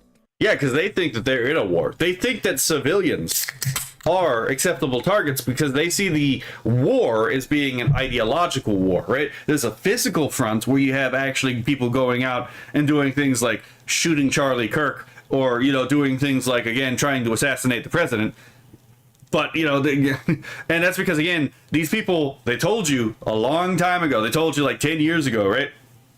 Oh yeah, silence is violence, but words are actually violence too, right? Well, if words are violence, then that means punching you in the face because you said something I didn't like is actually proportionate in response, because I'm meeting violence with violence. On the other hand, if silence is violence, remember, they also said this, then hurting you because you didn't speak up is also a proportionate response, because you're meeting violence with violence. They already had the internal logic justified, and they still believe this, by the way. The idea that, like, again, words are violence and silence is violence. They already had the they already had the architecture set up to justify their violence. And people just let them have it. Let's see. Philip, Crimson, hello, Crimson Rain. This is just fascism with no extra steps. Yeah, but This is not fascism, but it is, because fascism actually has a specific economic and ideological foundation. But, so yeah, this is not fascism, but it is pretty evil. Fascism is still an evil ideology, but not all evil ideologies are fascism. Let's see. Philip says actions are violence. Lack of actions is also violence. Precisely, right? There is no escape. The only solution is violence, right? they're too retarded to understand that. They call themselves anti-fascist. That means anything they do isn't fascist. Yeah, again, it's literally just will to power. I decree, so it is. You better start believing in civil wars, Miss Kirsha. You're in one. I mean, I've been saying that for a very long time. I think we're in a cold civil war, as it were, where people to the right of center had no idea that they were in a civil war for about the last 15 years. I would agree. I think we are in a cold civil war. I don't want it to become a hot civil war, but I do think we are in a cold civil war, and I think the longer that we put off addressing the fact we're in a cold civil war, the less and less likely it's going to be that even we can avoid the hot part of the civil war. Dr. of Insanity says, if both silence and words are violence, then the only peaceful route is to counter bear mace with chainsaw. I mean, again, as I said, if those guys who broke into that house got, shot and killed because they broke into someone's house in the middle of the night, I don't really care. Right? I don't really care if you're dumb enough to try to fucking home invade someone and it turns out they have a gun and they put you 6 feet under. Stupid game, stupid prizes, right? Better luck in the next fucking, gotcha roll, I guess, right?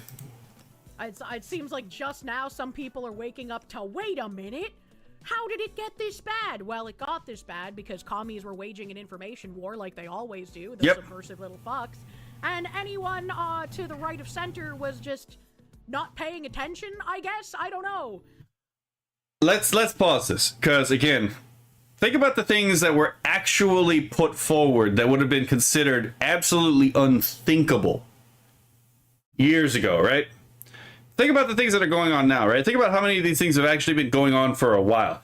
And how a lot of this stuff was actually visible the entire fucking time. They didn't even try to hide it, right? Again, the paper I pulled up earlier in this conversation, right? When I was talking about drag pedagogy, from Queer Theory. Yeah, it's not like Drag Queen Story Hour was, it was subtle. It's not like they were subtle about it. It's not like they didn't actually actively advertise themselves. And they basically got what they wanted, right? Or, again, we already had things that, like, hormone and surgical therapies for minors, right? Would have been completely unthinkable 20 years ago. And yet they just kind of happened, and then people bitched about it, and nothing really came of it, right? It's not, again, that, it's not like there weren't signs leading up to all this already, right? Just absolute bullshittery. Again, it's not like the overstep of the United States government's, authority with the Patriot Act or with Obamacare, both of which were massive overreaches of authority. It's not like those weren't obvious and in everyone's face, but, everyone was just like, cool, I guess this is what we're doing now. Nah, absolutely not. Everyone who was able to actually pay attention decided to not pay attention and were suffering the consequences of that action. Let's see. Hello, Boo Huckley. Communism is fascist enough. Philip says unavoidable escalation, assassination attempts on the president. Yeah, those are good examples of, like, again, things that happen, and you would think by this time, you know, people would understand possibly the climate we're in, but they did not, and a lot of people still don't. And for the people who still don't, I don't really care, right? Hypothetically speaking, like, everyone who noticed and complained and at least complained about it, right? Let's say hypothetically get swished over to another world, right? And like somehow we get contacted by someone who's like, oh yeah, I just wanted to grill. I would be of the strong opinion that if you were the people who were part of the just want to grill should probably just not be allowed in that new society, right? But that's just neither here nor there question. You know, again, as I'm saying, I've developed a deep-seated rage against the people who just want to grill. Now it's just Tuesday, yeah, sadly. I would say the politicians are probably maliciously complicit.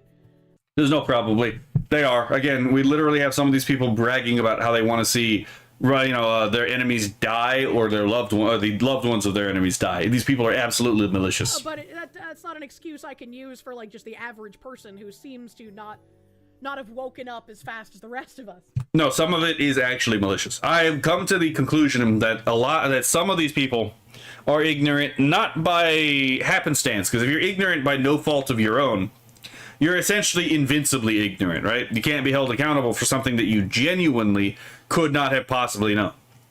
But for the people who were ignorant because of the choices that they made, instead of they just didn't have the information, no, I actually have lost all sympathy for that particular class of people, to be perfectly honest. So yeah, there's still room for distinction, but yeah.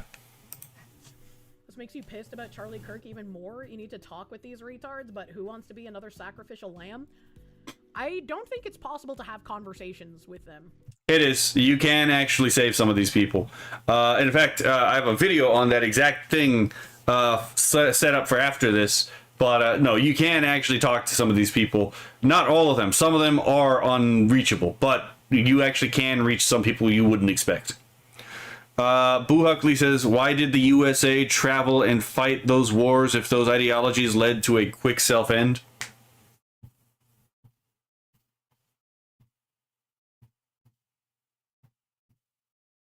Are you talking about communism and fascism? Well, I mean, those are both cosmic suicides, but it's like, you know, you get someone worked up in a, you know, ideology crazed frenzy, and, you know, they do a lot of dumb stuff. I'm not a big interventionist, but, you know, unfortunately, like, if they're this far gone, I mean, try to get your father to see the reality of where we are. Oh yeah, no, if they're this far gone, again, is it theoretically possible? Yes. Is it worth your time? Probably not. Seems not to understand, and you're unsure how to explain it to him, which makes it even weirder, right? Because shouldn't our, like, older generations understand how dangerous communism is even more so than we? You would assume that, assuming that, again, they didn't actually want certain communist policies, right? I did a whole episode on boomer communism, right? And no, it turns out a lot more of the elderly actually are fully on board with the communization of the United States than you would like to think. Kind of weird. Every single politician and official who supported Trump, Republican or independent, will be removed from office, barred from running, and investigated for treason or for any other crime.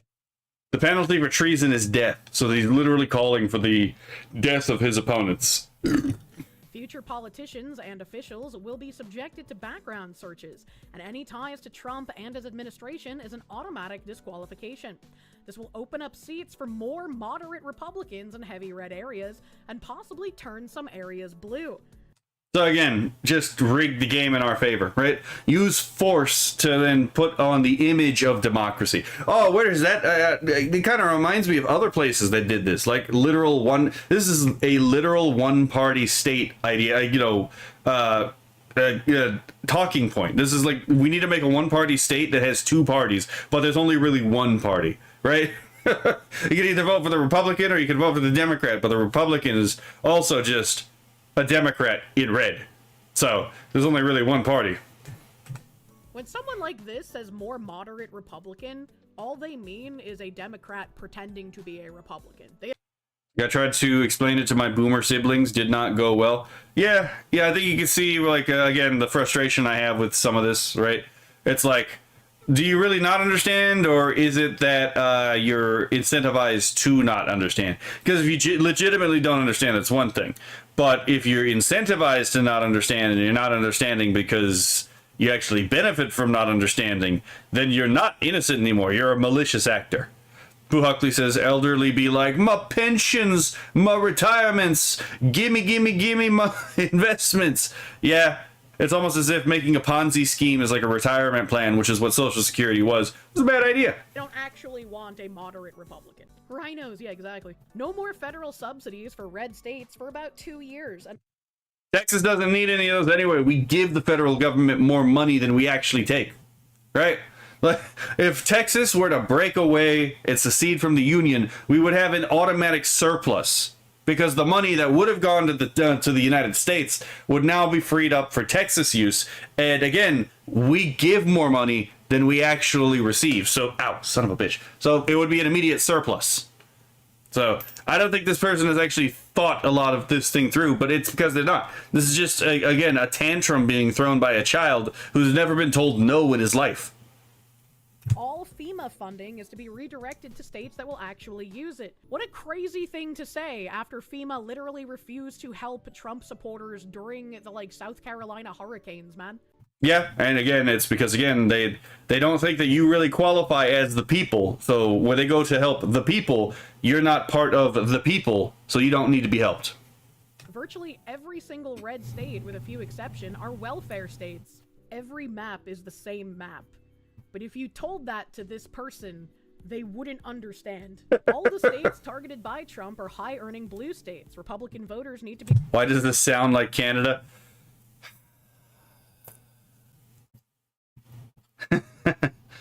Well, to be fair, how many people on the left really want that Canadian healthcare system, right? He's like, ah, yes, you stubbed your toe. Have you ever thought about killing yourself? Right? Oh my God, right?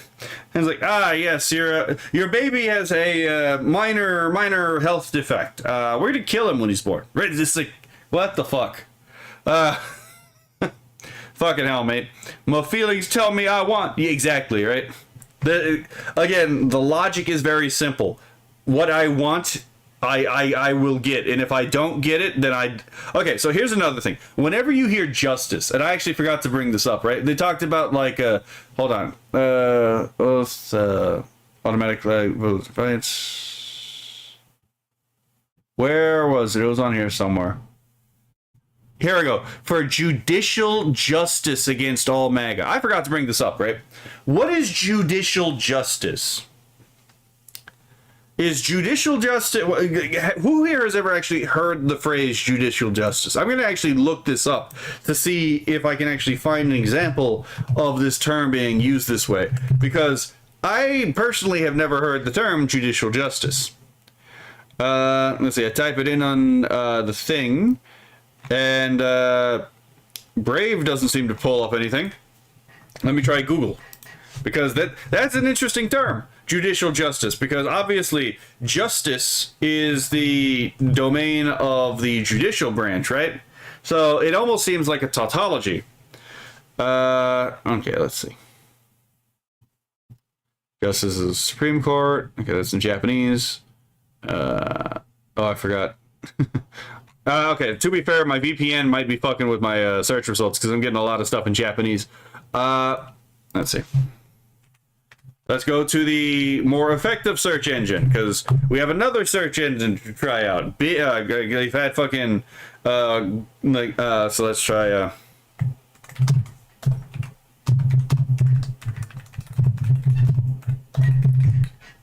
Alright, let us, ask. And wait for a moment, because the thing I was getting at, hello, Kura. Yeah, there's your answer, Kionala, because it is Canada nowadays, right? Let's see, Philip says in French it's called redundance. Let's see, Kionala says it's what the active judges are doing. If everyone ate properly, most animal products and such healthcare costs would drop by 95%, and if most doctors would rightly be in the unemployment line. Okay, hold on. So, yeah, even looking at Grok, you know, as a search engine, says, no, judicial justice is not a particularly common standard term in everyday English. Okay, let's see. But there are other ones like distributive justice, redistributive justice, procedural justice, restorative justice, commutative justice, most of which are just communist spook terms, to be perfectly honest. So I'm gonna give you a real quick rundown about what they mean when they say justice. Because again, remember, when they say something, they don't necessarily mean the same thing you mean when you say it. So when they're talking about social justice, or they're talking about redistributive justice, or they're talking about environmental justice, right? All terms that these people have used, quite often. When they say justice, all they mean is we get what we want. Justice is defined such that we win. So if we lose, it is unjust, but if we win, that is the right outcome. And yes, that is literally how they define justice in this case. They will say they don't, but if you actually look at the way that they use the term, justice simply means to them, they win, we lose. That's all it means. So when they're talking about judicial justice against all of MAGA, they're not talking about, again, because judicial justice, what the fuck is that, right? He's not talking about, like, anti-vigilante justice. No, this person is talking about using the judicial system to obtain victory over MAGA, right? And not in the sense of like bringing them to, obviously, to like answer for crimes that they actually committed, but no, they're going to use the structure of the judicial system to structurally disadvantage and persecute MAGA under trumped up and fallacious charges, right? So he's telling you exactly what it is he wants to do right there at the very beginning. This entire thing is just fucking virtue signaling by pretending that MAGA and like ICE and all these people are actually like are like neo-Nazis and fascists that have to be crushed at the very root when they're not. But anyway. Be reminded who pays their civic bills. The only thing they will get is a federally mandated restructuring of their public schools to make sure their kids don't end up as dumb as they are. Again, hold on. Let's see. Remember the thing we just did?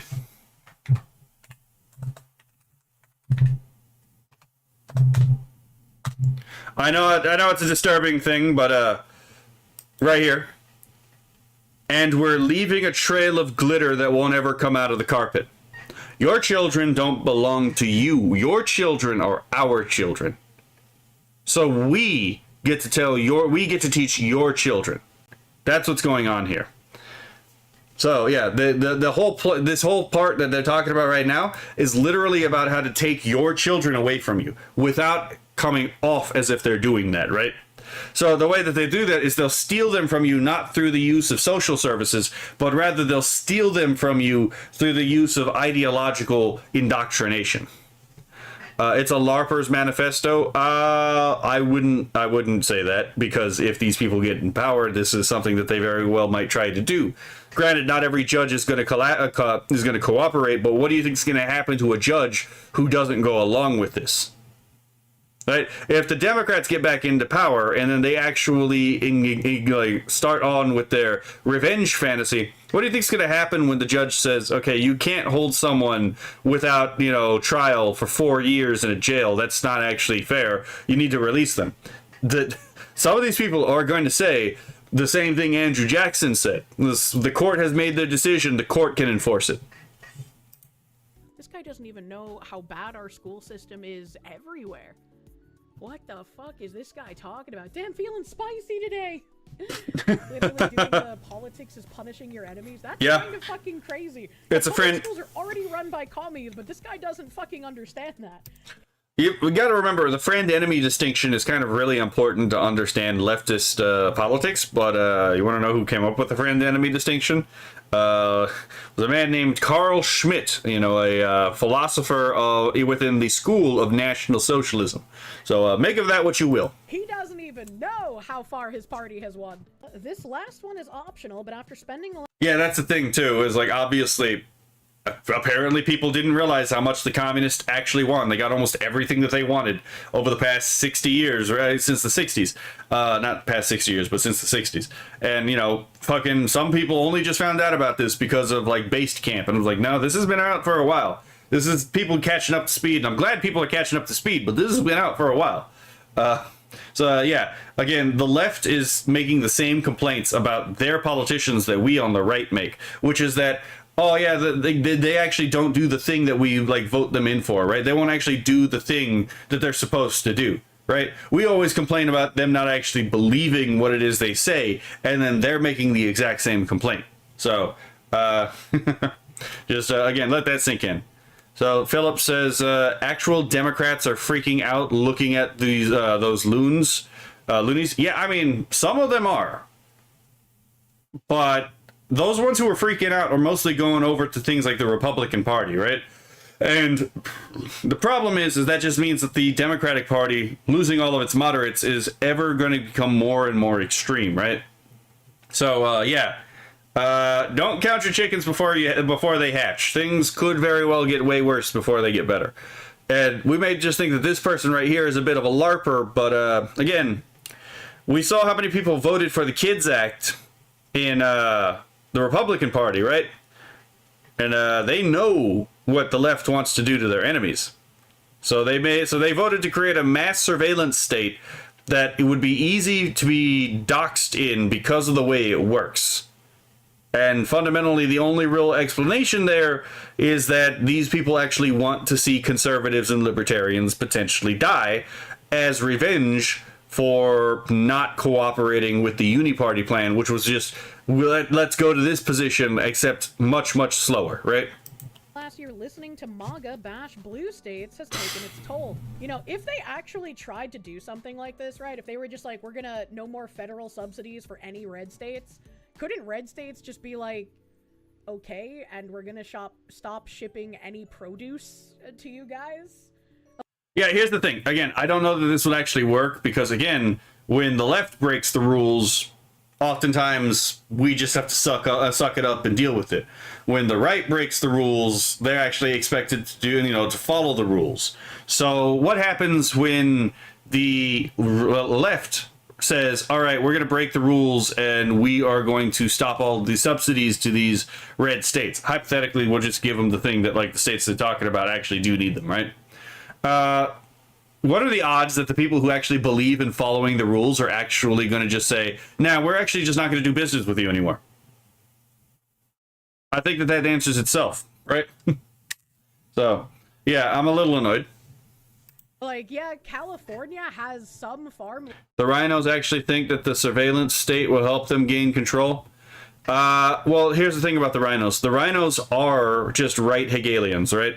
They still believe a lot of the same thing the progressives do. They just happen to be slower about it. Or they believe that they've already achieved what they wanted in society. So there's no particular reason to actually, like, accelerate. But no, they actually do believe in a very similar thing as the progressives do. They just go much, much slower. Tanu says, God, I hate the government. Based and freedom-pilled, right? Land, but I think the majority of it is, like, literally in the middle of the country, which are all red states. MAGA needs to be for... What surveillance state BS happened that I missed? The Kids Act. The Kids Act is something I talked about a while ago. I actually read off the name of every Republican who voted in favor of the Kids Act on stream.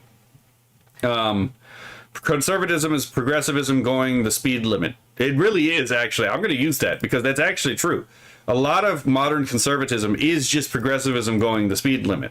They do believe the same Hegelian bullshit that the liberals do, not the liberals, the progressives do, right?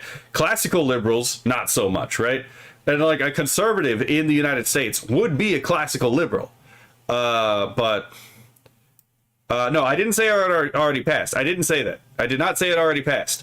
I said I talked about it passing, I think it was the fucking House, right? It got through the first hurdle, but it has not been actually passed into law yet.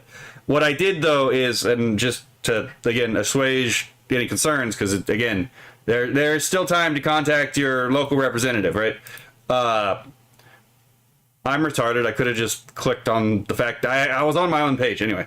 Yeah, I went and I read the name of every Republican who voted for the Kids Act, right? So it did not pass yet. There's still some time. But if you want to know whether or not your local Republican voted for the Kids Act, I've named every single one who voted against it at the beginning and then for it afterwards. And then I didn't even bother to mention the people who didn't fucking vote at all in that particular thing. So, yeah, if you want to know whether... Sorry, Tanu says, sorry, I misunderstood. I'm very freaked out about all this, and you had me scared for a sec. I mean, that's entirely fair. My plan, if this, kicked off, is just I'm not going to comply with that law. What's that old maxim from the Catholics? An unjust law is no law at all kind of deal. Let's see. Tanu says, let's make sure these retards never know peace for this. Oh, yeah. No, I agree. I agree. These people should never be allowed to live down the fact that, again, they know the left wants to kill their enemies, and then they wanted to create a surveillance state that they know is that's going to be easily hackable, so that they're, the people that they're mad at for opposing them, for, again, voting for against the uniparty regime, can get potentially punished. I don't think that this was an accident. I think that part of this is I think in this case, the function of the bill is actually the intention of it, right? The function of it is to ensure, is that people will get doxxed because these, again, data centers are vulnerable to being hacked. They're vulnerable because they're high value targets, which means more people are going to try to do so. And the more people try to do so, the quicker that a vulnerability is going to be found and exploited. Once that vulnerability is found and exploited, well, everyone who's trying to keep their private identity private gets doxxed. And then, oh yeah, the left is already talking about wanting more people to die and more people to be life ruinated. Let's see how many people get, I guarantee you more people are going to get life ruinated, if not actually die because of it. Kura says an unjust law is no law at all is probably my favorite base statement from Catholics, right? I think it precedes them. I just don't remember who specifically said it. It's one of those lines where it's like, yeah, I don't think we really know who actually originally said it, but I could also be wrong.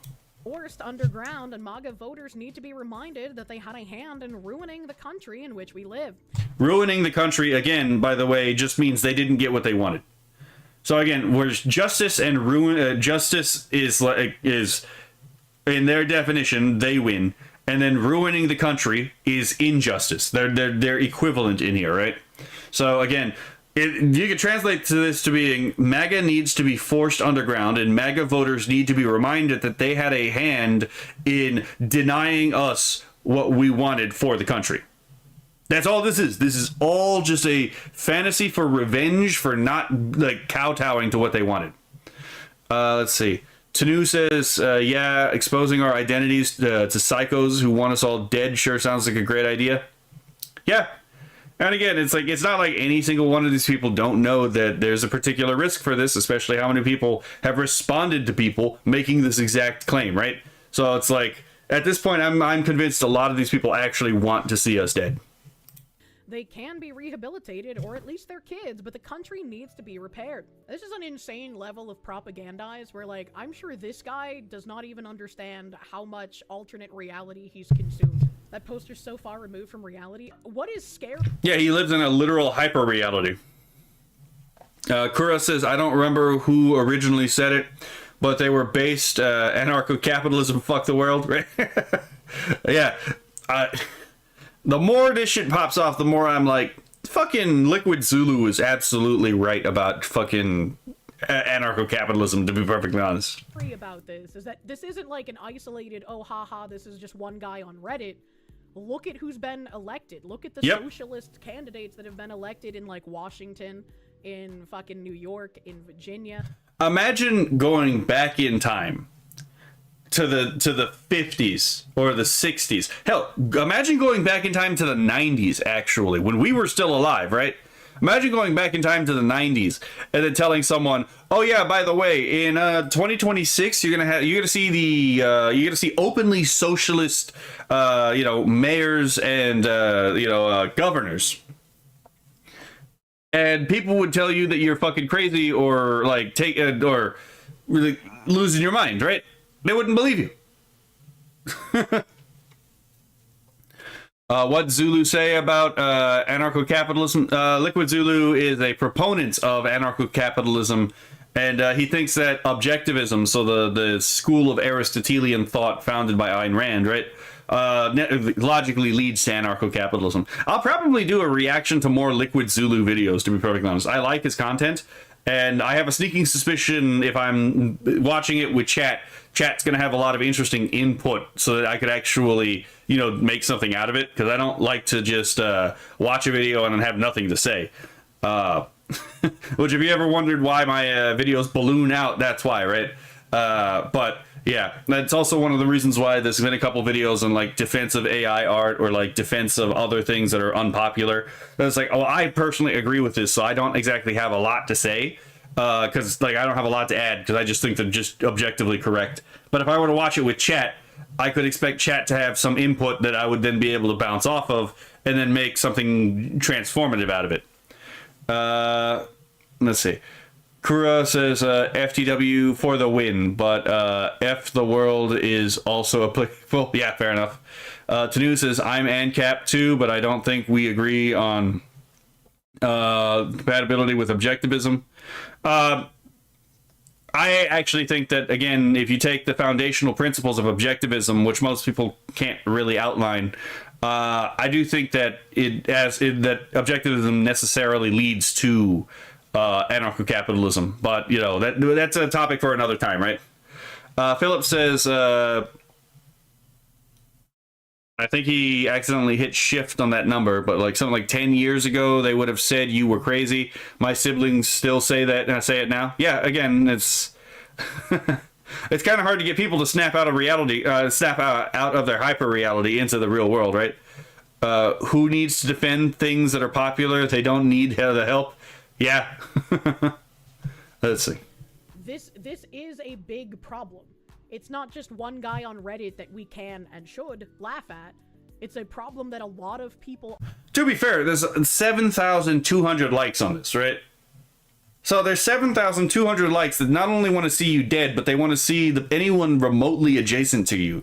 Like, again, imprisoned, their rights taken away, and treated as a second class that is going to be oppressed by the new oppressor class that they want to be part of, right? On the left think in this way now. Okay, so yeah, that was just me rambling on about the whole, again, I don't think that the EU thing is accidental. I don't think it's a contradiction. I think this helps to expose the way that these people lie and manipulate language. And we got to watch a little bit of Kirsha in the process of that. So I count that as a win, right? So I'm going to keep all three of those together as like one episode, because I think that there's a bit of a cohesive whole in there. And it's not that long of an episode. I think it's like maybe 40 minutes that was. So I'll see y'all in the next video. Okay, so that recording is ended. Let's close this out. Let's close this out because I don't need that. I don't need this hag on my screen anymore. This is probably going to be one of the shorter ones. All right, speaking about, again, leftists wanting to see you die, right? I actually found this, Kirsha's always a good treat. I know, that's actually one of the reasons I started this channel was to try, this character was to try and, like, help Kirsha, like, whenever she misses something. But now it's just like, nah, I'm just going to do my own thing. But that was actually one of the reasons why, is because I'm a big fan of Kirsha, and I was like, you know, she can't be doing all the work, right? 3 more hours, right? So this one's probably going to be an uber short video, which is this video right here is by Shabuk. Shabuk is son. What the fuck is this? Shabuk is I don't know how exactly I'm supposed to say this, because it's mashed up in a weird way, right?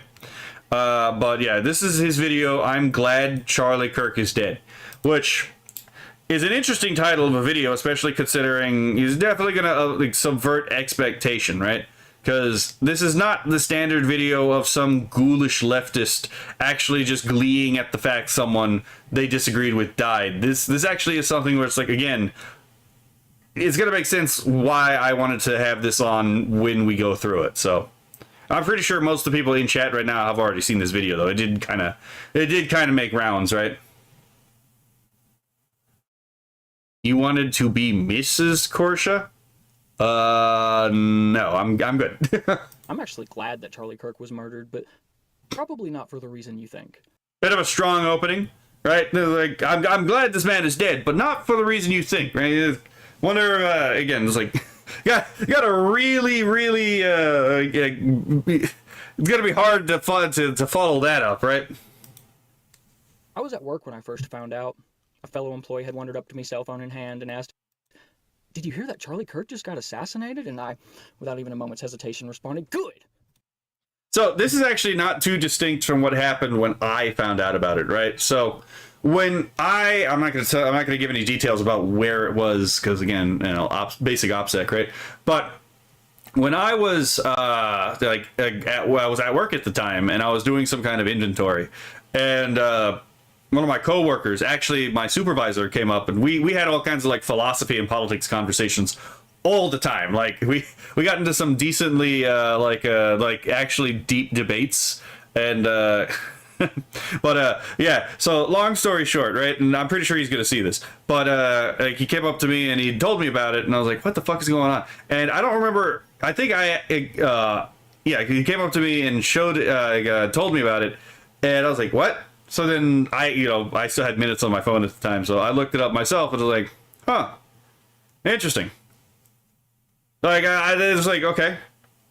I mean, at the time, I didn't really listen to Charlie Kirk in the first place, because it's like not exactly he wasn't doing the kind of thing that I was finding interesting at the time, right? Like, a lot of the stuff he was talking about was really basic stuff, which needed to be said, right? It was needed to be said to the people he was talking to, but I didn't exactly get anything out of it, because he didn't usually say anything that I actually didn't know already in the first hand, right?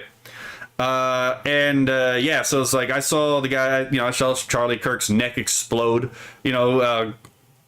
on Twitter the day it happened at work. I was like, okay, that's gnarly, right? Kind of lucked out, because I grew up on the time when Live Leak was a thing, so it wasn't exactly unused to, it wasn't exactly shocking and gore wise. It was just like, that's just totally uncalled for, right? It was absolutely beyond the pale, and it was obviously beyond the pale.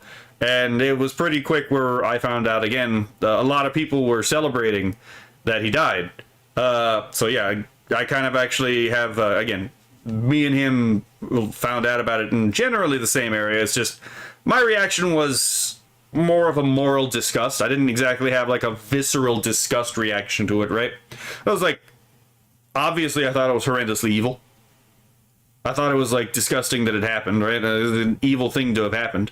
But, and I do find some of the conspiracy theories about all this being ridiculously distasteful, right? Especially considering it's like, you're gonna accost a widow for what purpose? You better be damn sure that you're accurate about this if you're really gonna make these accusations, because it takes a special class of malevolent douchebaggery to like claim a grieving widow was actually responsible for the death of their spouse. But again, neither here nor there. But let's continue. Fuck that Nazi white supremacist piece of shit. Yeah, see, no one in my place had this particular reaction, but again, notice the key terms, right? Let's look at the key terms. Piece of shit. So obviously, Nazi and white supremacist here are. You would imagine, first of all, that a Nazi is a type of white supremacist, right? So why exactly are you using Nazi and white supremacist in this way, right? You're just basically repeating yourself here. And the reason why is because this is just a way that they use to emphasize, right? They repeat themselves as a mode of emphasizing a particular like message. And in this case, again, they want to defame his name, so they understand that people outside the exoteric understanding of Nazi is a member of the National Socialist German Workers' Party, and the people who took that ideology and ran with it after the defeat of Germany in World War II. And white supremacist, they understand, is understood from the outside to be, again, someone who believes in the superiority of the white race over other races, right? But they also know that the people in the group don't know that this is not actually what these mean in the group. It just means target for ruination, target for ruination. Emphasized to show this is a high value target for ruination. So it's an emotional intensity and hatred conveyed here.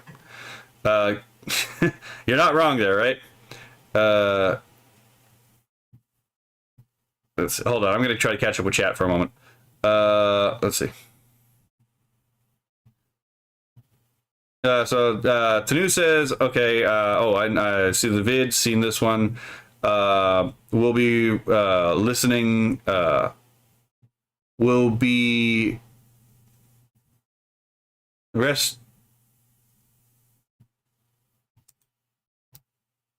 I'm gonna be perfectly honest, Tanu, the key, the typing is a little bit chaotic. Kuro says, I would argue that your particular takes are net positive to the world, let alone Kirsha, just on the metaphysical aspect alone. I hope it is. I try, right? Philip says, Shabuk Sunshine. You were better at disentangling that than I was, right? Cosmic the desensitized. That's not necessarily a good thing, but you're not wrong. Kianala says, Devil's advocate side is that most of the time it usually is the wife that offs the hubby, but it was obvious that this wasn't the case. I mean, that's entirely fair. The repetition is a common leftist tactic, right? Fair enough. Sorry, my eyesight isn't very good. I mean, that's fair. It's just like I was having a hard time disentangling that one message. It's like I tried. I just couldn't figure out what exactly you were getting at with that. But back to the video, all right? I had never before witnessed such a perfectly blended expression of disgust, disappointment, sadness, and surprise, all through the window of another man's eyes, or experienced a silence so uncomfortable as the one that followed. And although that look on his face now haunts me more and more with each passing day, at the time, it only made me distrustful and upset. But little... Yeah, again. So here he's seeing... So he's expecting a particular reaction because in his closeted world, right, that was the him being like, good, fuck that white Nazi, fuck that Nazi white supremacist piece of shit, right? And celebrating his death. To him, in his section of the world, that was actually a perfectly reasonable thing to do. That's what you were expected to do, right? You were trained to react in that way. When your enemy dies, that's actually a boon for you, right? But that's not how a person in the normal world actually reacted. So let's go back to see how specifically they reacted to show how disconnected these people actually are, right?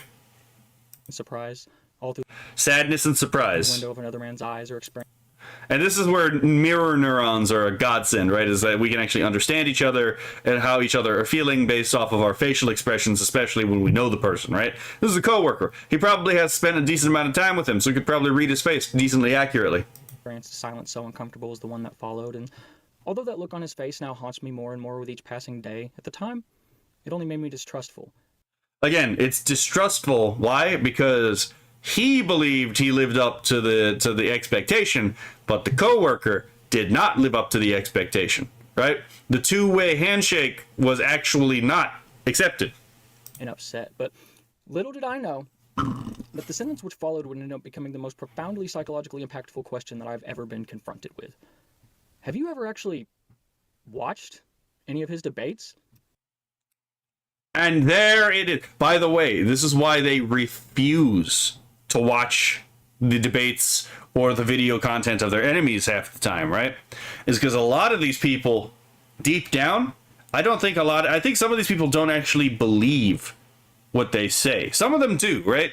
But some of them know that they don't really know their subject enough to defend it. So in order to keep the faith, they avoid interrogating the faith at all, because a faith that is unprepared is a faith that dies upon any kind of conflict. Let's be perfectly honest, right? So the faith of leftism, for a lot of these people, in order to survive, in order to be safeguarded, has to be safeguarded from true information. Hello, Captain Rudy. So that's why they refuse to interact and read any of this stuff, right?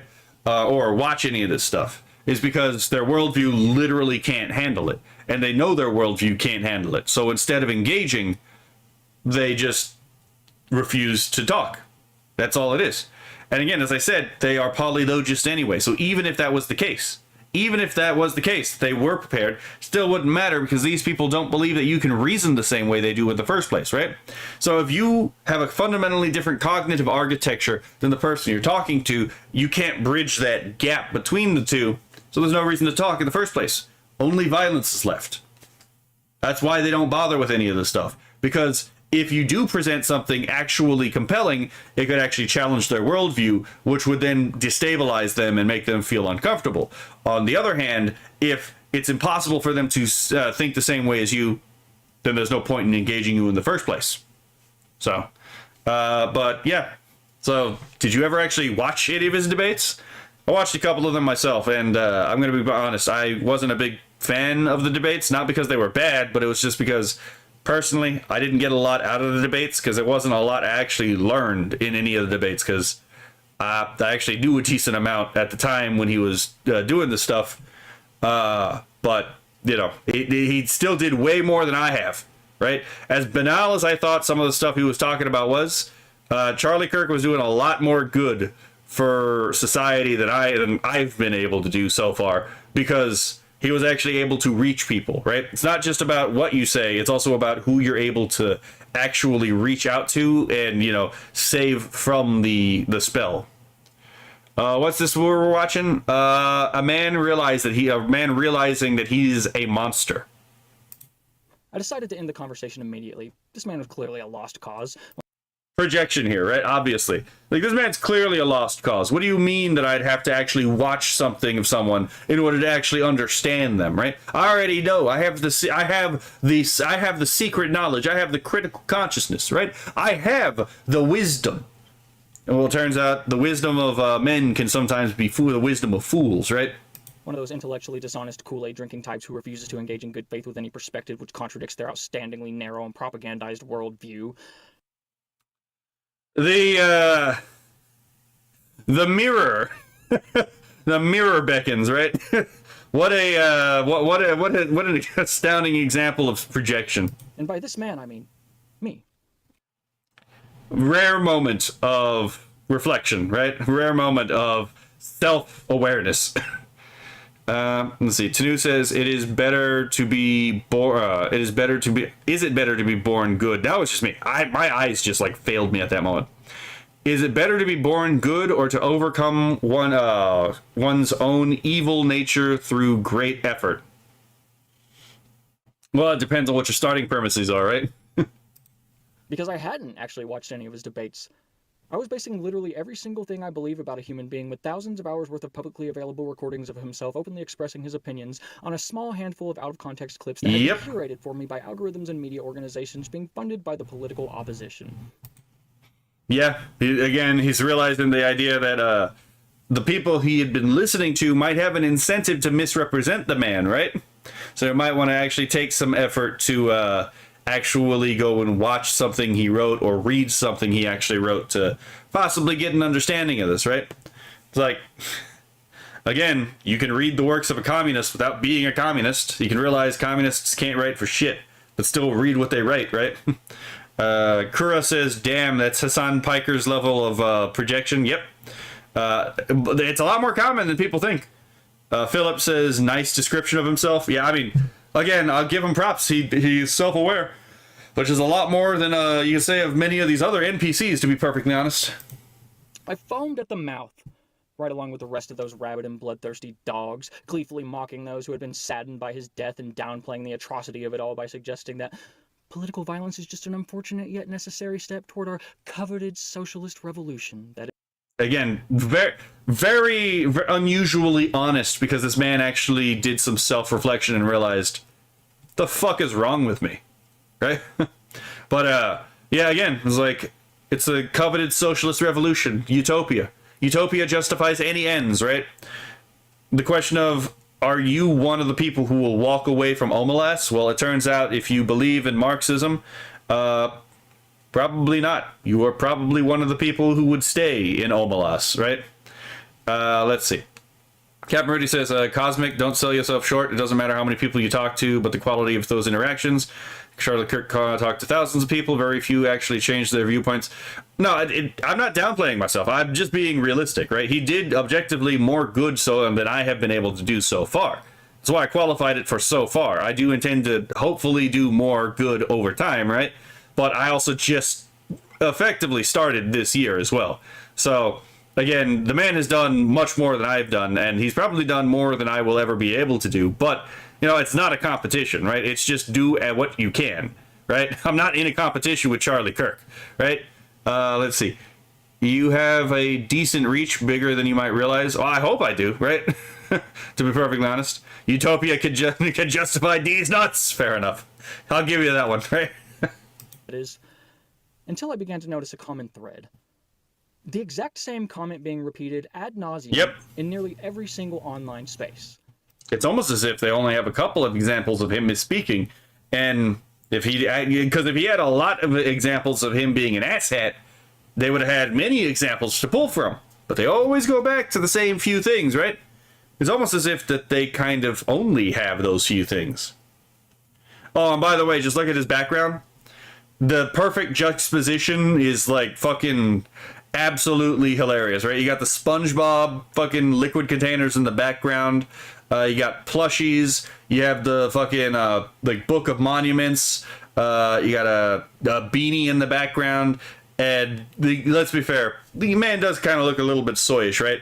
But the thing is again, the guy realizes that, you know, he has a very unpleasant realization about himself, right? Again, it's like, just because you have all these interests, just because you seem like a heckin' wholesome fellow, right? Doesn't necessarily mean you actually are a heckin' wholesome fellow.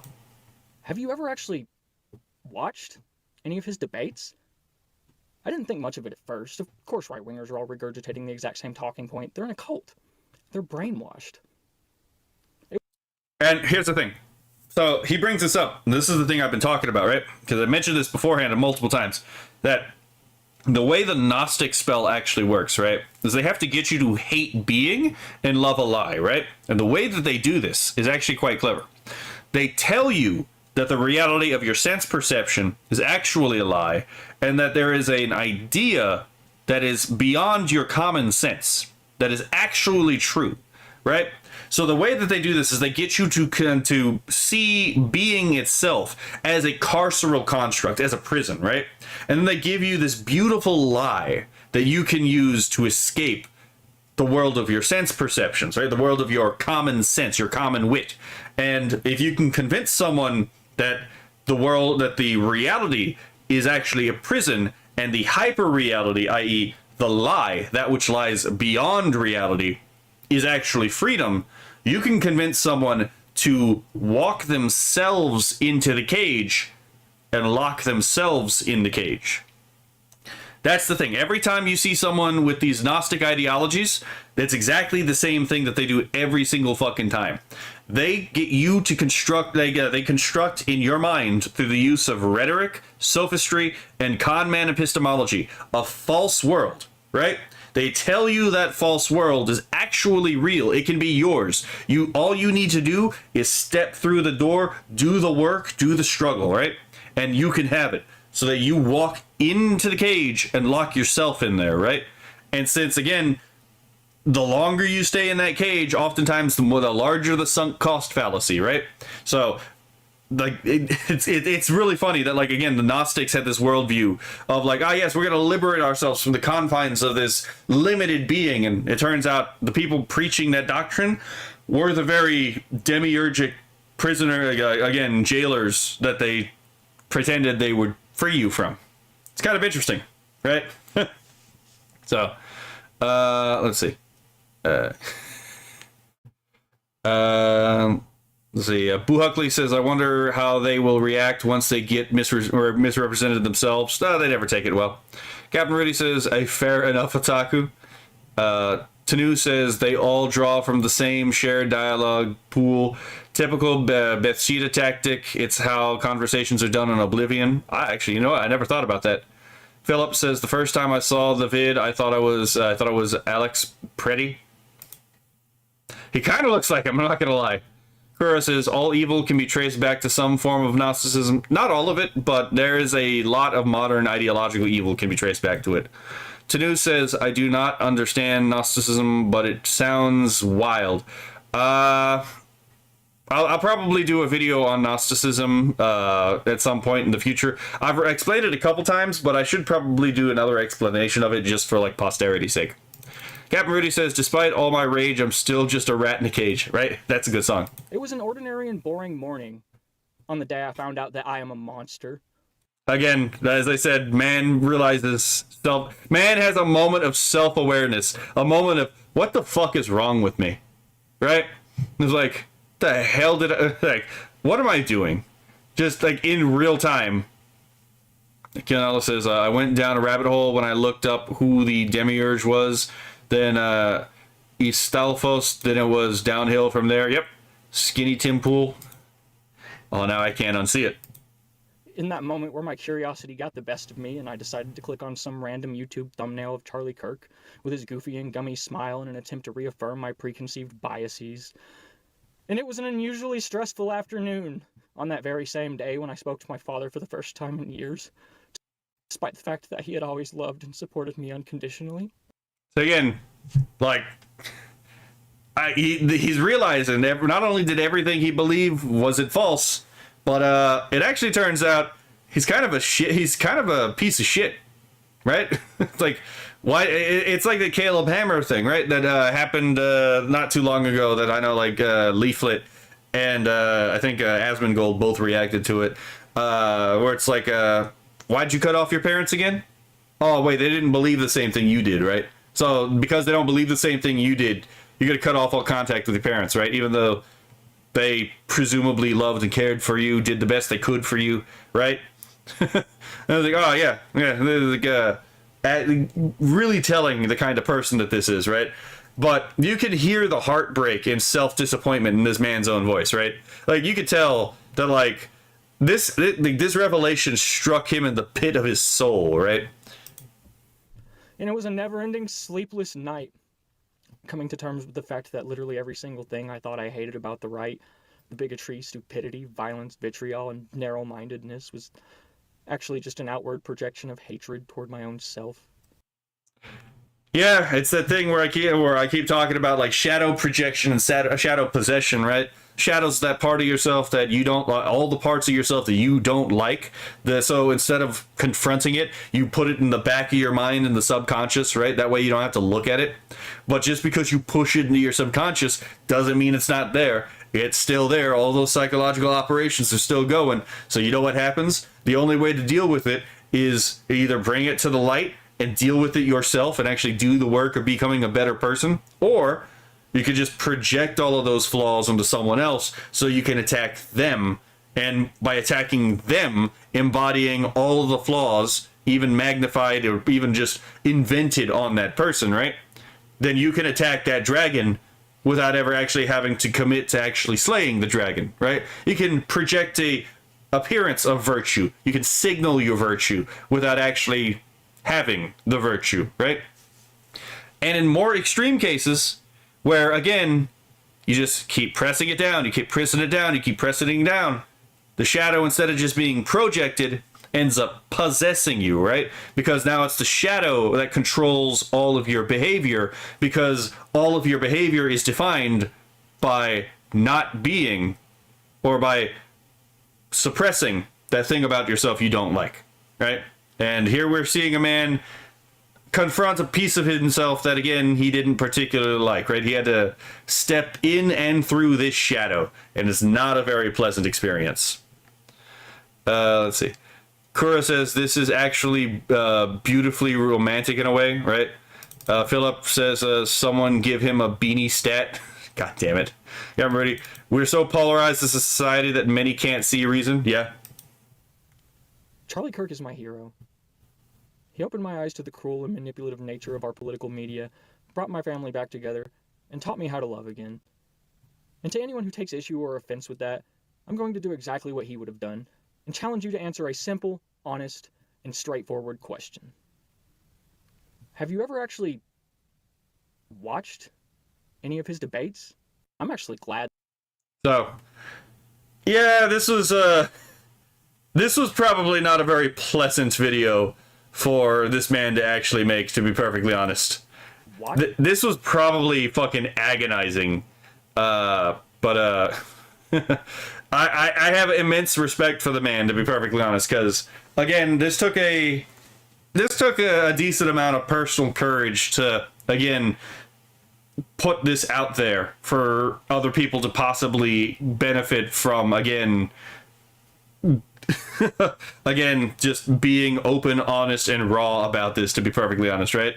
Because, again, realizing that you are actually a unironic piece of shit is not a pleasant experience to actually go through, right? To realize that you are actually the very monster that you've been trying to destroy the entire time cannot be pleasant, right? It's, again, so... And that's the thing, is like, that's the first step that this man took to slaying that dragon. That is a dragon he needed to slay, and it does seem as this dragon was slayed. No, the title of the video is not actually clickbait, because, again, if Charlie Kirk didn't die, this would never have been realized. So, in a very real sense, Charlie Kirk dying actually did pull this man out of the cult he was in, right? And that happens more often than people think, right? Sometimes martyrs actually get converts, because it turns out when you're willing to die for what you believe, that actually gives a lot of cred to you, right? And creds is the technical term that I know it sounds really stupid, but creds being the technical term that religious studies uses for, like, the credulity of someone in their beliefs, right? Let's see. Projecting flaws onto a chicken, right? Some are savable. Oh yeah, more people are savable than people want to think. But sometimes saving someone takes a lot of patience, right? The old story about the mother of Saint Augustine, praying for 30 years before she got any kind of actual answer to her prayer was historically valuable for a reason, right? Philip says, proves he has a soul and that he wants to keep it. Yeah, right? Kielnella says, then again, he had a job and co-workers to smack him in the face with reality. I mean, he did, right? He wasn't totally isolated like some of these people are. And here's the thing, that's why a lot of these groups want to isolate you from the outside, right? Is so that there is no, like, again, destabilizing mechanism that could possibly unravel the lie. Charlie Kirk became like Christ. Well, I mean, he is a Christian, is he not? Christianity means literally little Christ, right? That's the whole function of being a Christian. The purpose of being a Christian is to become the image of Christ in the world. So, I mean, that would be the highest of compliments, to be perfectly honest. He's just like Kane from the Amazing Digital Circus. Okay. That was pretty fucking funny. But you're not entirely wrong, right? Kuro says, a man who is a piece of shit and denies it, so no man at all is no man at all. A man who is a piece of shit, admits it, and betters himself is the best of men. I would agree. Captain Rudy says, the first step to solving a problem is admitting the problem exists. I would agree. So yeah, there's my input on, again, I'm glad that Charlie Kirk is dead, which is probably going to be part of the title of this, because that clickbait potential is fucking wild. But, hold on. Let's reward this honesty. So, that's the end of this episode. I will catch y'all in the next. Okay, that was recorded. And, hold on. Since we're here, we're already talking about shorts. I got a small one here. I already sent it to Kura and Gleeman and Doctor of Insanity, but it's just I'm not a big expert on this particular story, but just this is just too funny for me not to put in here. Okay, so oh my god, so. This isn't very long, But this is just, this fucking killed me when I saw it the first time. Just, especially the thing at the end. The thing at the end fucking got me. I don't know very much about Warhammer Fantasy, to be perfectly honest, right? I don't know if Warhammer Fantasy and Warhammer 40k are actually connected. But like, as it be, right? I guess as little as I actually know about that. Hold on. Tanu says, the way you record these is kind of funny to be here for the live. It's like some be hidden behind the scenes event, right? Well, I mean, I'm already here. I might as well just make the episodes out of this, right? I have a little fun AMV I made if you want to watch it. You can send it to me, but it'll be a later thing, right? Kuro says, salute your shorts. Could be clipped now, Cosmic. Fair enough. Okay, so yeah, I don't really know much about Warhammer Fantasy, which is I just saw this and I was like, fuck, this is funny. So this is Warhammer 40k meets Warhammer Fantasy. Apparently this is a meme, but let's see what this is. Gaze into this portal, mortals, and see yourself 40,000 years on. Okay, so before then, I never really thought about rhyming portal with mortal, and I'm like, damn, that's such an obvious rhyme, but fair enough. Oh wow, hey, cool banner. Right back at you, handsome. I mean, it seems like this is a very consistent cultural, thing in 40,000 years, right? I don't know what the fuck I'm looking at over here, but... So you say, with the invention of gas-operated firearms, you can cramp as many gigs in an hour what would previously have taken an afternoon. Fascinating. Yes. Again, I don't know if these are actually connected, because like I don't understand how this orc on the right is at all possibly related to the orc on the left, considering again the orc on the left is a fungus animal that fucking like dies and then reproduces through spores, right? And they have a base knowledge on how to make things like gas-operated firearms and spaceships for the purposes of like intergalactic war. So I don't really know how these things actually fit together. I don't think they do. But correct me in the comments if I'm wrong, because again, I'm not a big Warhammer Fantasy person. I don't know shit about Warhammer Fantasy. But the orcs always fucking... Oh my god, it reminds me of that one video where the orc crumps... hold on. Let me see if I can find the thing about the orc reading, because the orc reading is fucking funny. Hold on. Warhammer orc reading. This shit was funny too. Like every time I hear the orcs talk... yep, here it is, found it. Okay. So... Gonna pause this. I'm gonna interstitial this into this particular meme for just a bit. Every time I see an orc, I think about this shit. Did these orcs seem smarter, or... Well, we managed to capture an orc and he said, We've been writing red because red makes you go faster. So our boss said, oi, maybe it makes your kids learn faster. So we wrote in red, and now we smarter. And we almost stopped fighting to contemplate life, but it got Barbog all depressed and he cramped himself. So now the boss says we can't read no more. We almost stopped, but... First of all, the idea of like orcs who only exist for war, right? That's all that they desire, right? It's like, oh yeah, they're gonna stop to contemplate life, and then fucking Bargball fucking crumped himself because he probably read fucking like Nietzsche. It's like, that's just an intrinsically funny thought. It's like, yes, red makes you go faster, so red makes you learn faster. But we learned so fast that we actually just one of us got depressed and it just crumped himself, so now we can't read anymore. That's just so intrinsically funny. Like, what the fuck even is this? So yeah, every time I see the Warhammer orcs, I think of this meme and I just can't stop fucking smile, because it's just fucking ridiculous. Captain Reedy says from Google, Warhammer Fantasy is a traditional medieval inspired magic setting. Warhammer is a galaxy spanning grimdark science fiction. It's not science fiction, science fantasy, but I can see how Google would make that mistake. Universe featuring futuristic weapons and space travel. Well, I gather that, but like Warhammer 40,000 is also supposed to be like 40,000 years in the future, right? So does it connect to Warhammer Fantasy or not? You lads still do grudges and stuff like that? Nah, we haven't really held any grudges in a while. We mostly just do crypto stuff now. Oh, cool. I mean, to be... This just caught me totally off guard when I saw it. I was like, what the fuck is this? I don't even know what the hell this is. What is going on here? So I'm gonna have to look up this faction now. Because this caught me totally fucking off guard, right? So future dwarves in Warhammer 40k. I think Potter must be broken damaged. This squeaker doesn't look anything like Mimi. Holy shit, a talking rat.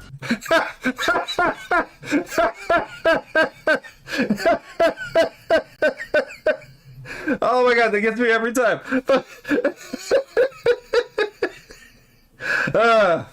It's just...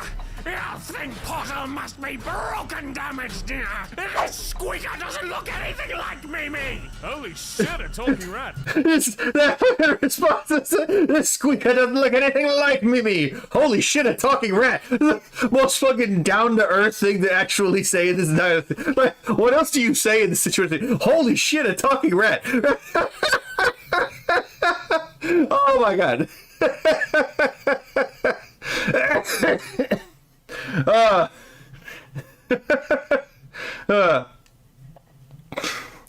Oh, okay. Kuro actually answered the question. So they aren't. They are and aren't connected lore-wise. It gets a bit muddy. Okay, fair enough. Orcs are fungus enough. Yeah, that's what Kuro said. I answered the question earlier. Captain Rudy says, here's your connection from Google. Warhammer Fantasy and 40k are separate universes officially, but share thematic roots and the same four chaos gods who operate across a singular realm of chaos. While Games Workshop treats them as distinct properties, they share origins and heavily reference each other in lore and design. Okay, that makes sense. But, okay, that makes sense. I'm gonna be perfectly honest. This fucking meme absolutely like got me, and it gets me every fucking time because like you see decently expectable, like again, this is like, oh yeah, this is just a wholesome interaction right here, right? You got fucking again the orcs meeting themselves in the future, and it's like, okay, you know what? I can see this being a conversation that the orcs have, right? Just you got the fucking. This is just like, okay, I just find this incredibly funny because, again, I actually think cryptocurrency is something we should probably invest in, specifically Monero. So this just, like, caught me totally off guard. The fucking rat one just absolutely caught me off guard. I was not expecting the rat. Like, just... that one completely, like, again, was unprepared for. Cool. I think Potter must be broken damaged. This squeaker doesn't look anything like Mimi. Holy shit, a talking rat. Again, what the fuck else do you say? Holy shit, a talking rat. Oh my god. I don't know what the hell that thing is, but I'm like, I'm gonna have to look into Warhammer Fantasy. The hell is this talking rat doing, right? So as you can tell, incredibly amused by that. Oh my god,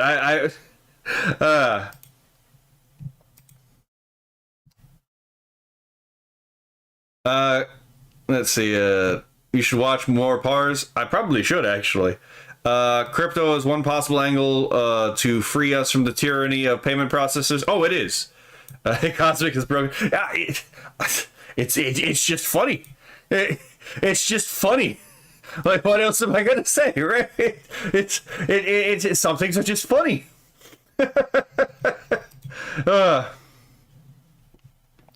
like a British man who laughed at the digital circus disappearing man for 10 minutes straight. Oh, I'm not that bad, but yes, I did see that pop up in my feed, and I was like, that's actually really funny as well, right?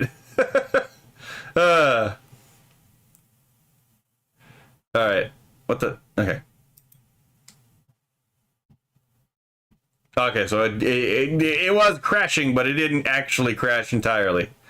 Let's see.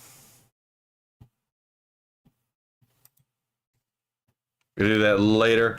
Let's see. Yeah, you know what? I can probably weasel in a more Pars video. One day we will sit down and watch my favorite lore video on Trazen the Infinite, and you will be hooked. Fair enough, right? Oh no. Oh no. Oh no. My weakness. Hold on. My absolute weakness. You lot have no idea what this rat does to my brain, to be perfectly honest. It's like absolute must click. She appeared on my timeline. I'm just saying. Just what that meme is like, neuron activation. Yeah, absolutely. Every time I see this rat, neuron activation. I'm gonna fuck up my whole goddamn algorithm apparently again. All right. Oh shit! I didn't notice the time. We are gonna stop that for right now. I am going to put more pars on the list for probably on Saturday. But Gunnar alert. Look, man, the rat girl does things to my brain. My brain just sees it like, again, neuron activation. It's like, woo. But yeah. So I'm gonna bounce. I actually just noticed the time. And let me check to see if there's anyone we can raid. Hold on, actually. Shit. Hold on. Actually, hold on. It's time for me to check out how to do this. Before we go, let's actually learn how to raid on YouTube. How to? Because it appears, hello, Nightway.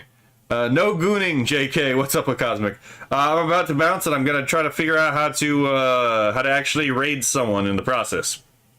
So, if all goes well, I have bedtime for me. Good night, Cosmic. That's fair. You have a good night, Kionella. But yeah, I'm gonna try to see if I can actually raid someone on YouTube. But let's check this out. Oh, hold on. Maybe I should actually turn this on. You can receive YouTube live redirects. To enable them for your stream, you have to allow other creators to redirect to you. You'll find this setting in the YouTube Studio under Settings, Community. Okay, hold on. Okay, so let's go here. It'd have to be in Studio. Hopefully this works, because the last time I tried to use one of these things, it did not fucking work very well. Receive YouTube live redirects. To enable them for your stream, you have to allow other creators to redirect to you. You'll find this setting in the YouTube Studio under... Okay, so you go to Communities. Here. Wait, what? Hold on, wait a minute. Okay, that actually might... Okay, this isn't actually on settings. That's gonna be a spanner in the works. Settings, Community. Scroll down and either allow specific channels... Okay, hold on. So it's probably going to be under community moderation then.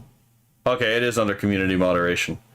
So it says blocked, set preferences, user management, channel guidelines. Here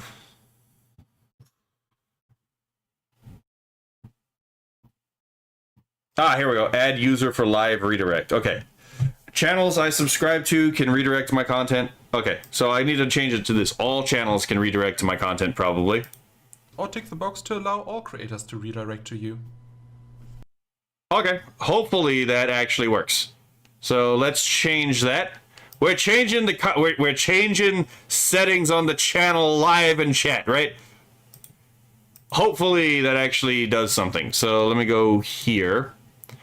Okay, I don't know how specifically to do this.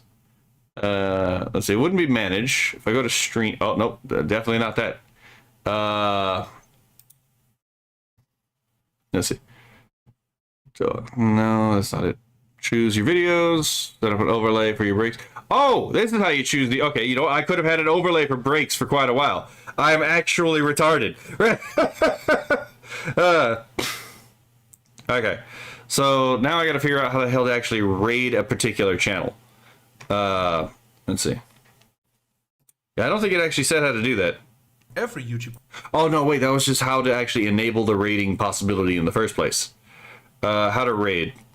Maybe since that I have this up now, it'll actually help. I just wanted to show you guys how to redirect or do a raid Okay. after you do a live stream. So YouTube just created a way for you guys to raid other streamers after you finish your stream. I just want to show you guys how to do that. Now they do call it a redirect instead of a raid, but there are a few things you need to do. First off, go into YouTube Studio and find the tab that says settings and click on that. Okay, so this And is then slightly once you're outdated. there, you want to go down to community. And then after that, scroll down until you see live redirects.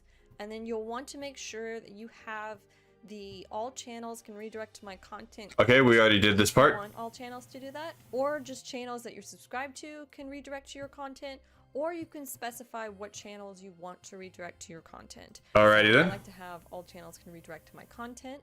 And then once that is clicked and done, when you create your live, or while you're live, you can do this at any point in time.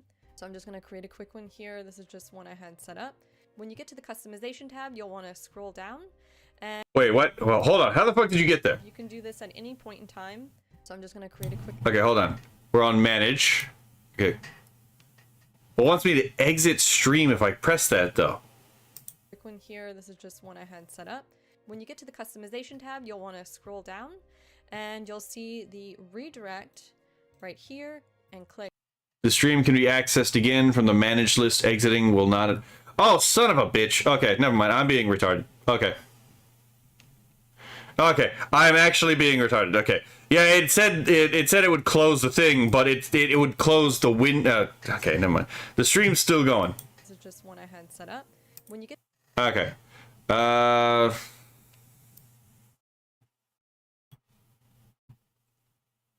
guess it's managed. Well, there's live streams. Here. So here's the one we have to go to. When you get to... Okay. So this one. Okay, that didn't work. I somehow I managed to fuck it up. Okay. So here we go. So how do I do this? That did not work. Okay. in time. So I'm just going to create a quick one here. Okay. It would be nice if I could see your cursor, ma'am. Okay, so we don't have that selected. This is on... Here, this is just one I had. Okay. If I click this... Nope, that doesn't... Okay, that didn't help.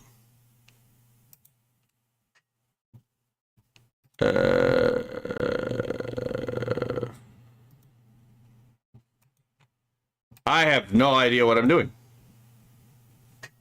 Set up. When you get to the customization... Yeah, it says create... Okay, so it says create stream here.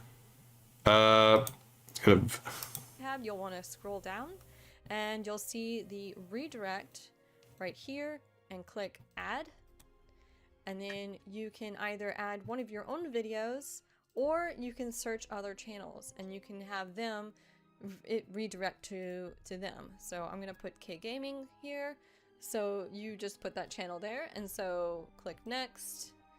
So once that is done and you do your live stream and you end the stream, it'll redirect all your viewers to that live stream, to that video, whatever it is. Once you've created the live stream, and if you didn't put a redirect in the first time, you want to do it while you're live or at any point in time, you just go to edit. Oh, God damn it. Okay, so... okay, so edit customization. Scroll down and you can do it here. Again, search for the channel you want, add them in. It can be live, it can be a premiere, whatever it may be. And then when you end stream, it'll redirect all your viewers there. That's basically it. I hope you guys found this video helpful. Put a comment if you have any questions. Okay, so we go here, add. Bye. No live or upcoming content for your subscriptions. Okay. Hold on. I think someone we can find might be on. So let's see if we can find anyone. Does anyone know who's actually on? Because I want to see if I can pull off this first attempted YouTube raid. Okay, hold on. Let's go here. Raid channel, see if I can find some place. Oh, wait, shit, Kitsuragi is on. Let's try him, actually. Since I think he's on all 3 of these. Okay.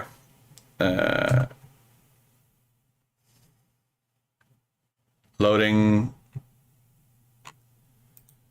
Okay, I forgot that this thing hates this thing. Okay. There we go. Wait, has he been on for 26 hours? Oh, no, 2, no, never mind. Bugging out. Ooh, the X count, too. Hold on, because I rated Kitsuragi yesterday. So let's try the X count if he's on. Okay, X count. Okay, the X count is on as well. Okay, good. Let's see if there is a... Ooh, and he's just starting, too. Let's surprise him with a just starting, right? Okay, but let's also check to see if I can find a YouTube channel, because I'm trying to... Hopefully he's live on YouTube. Ah, he is live on YouTube. Gotcha. Okay. Okay, so it looks like since we only have like one person, I don't think we have anyone on Twitch, but I'll try, right? Okay. Search videos from other channels. There we go. Okay. Redirect. Here we go. Save. Okay. So if I hit end stream, wonder if that'll actually do it. Okay. It says redirect. Let me double check one more time. Okay, close that.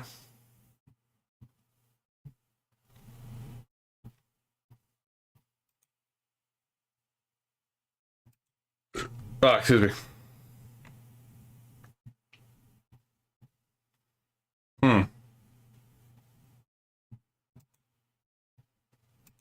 Okay. Let me make sure.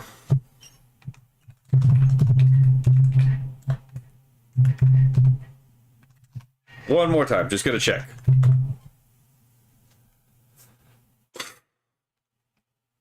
Well, that's how to receive live redirect. Here we go. Wait.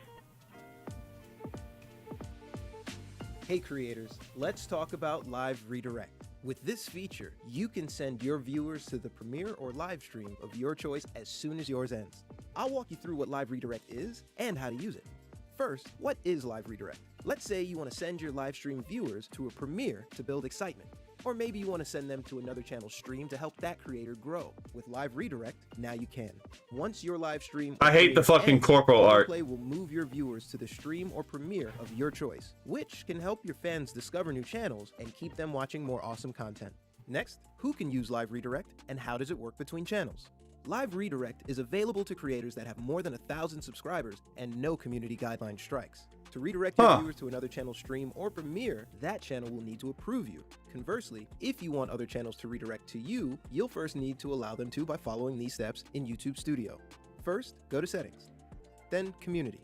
Under Live Redirects, you can enter specific channels you want to allow to redirect to yours. You can also choose to allow live redirects from all channels that you subscribe to.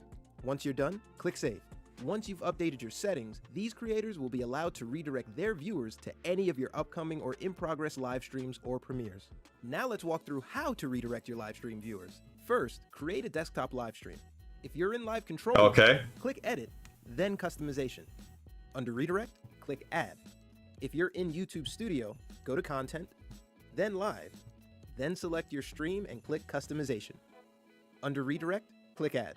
From here, you can choose your own live stream or premiere under I already did this part. Or search other channels. The Other Channels tab will show you streams and premieres you can choose from other channels. Content will only show here if another channel with public, current, or upcoming live streams or premieres has added you. When your live stream ends, you'll see a confirmation showing where your viewers will be redirected. Note that if viewers have autoplay turned off, they will not be automatically redirected and will need to click to play. Finally, let's walk through how to redirect your premiere viewers. When scheduling your premiere, click Edit Premiere. under redirect. Okay, I don't need this part right now.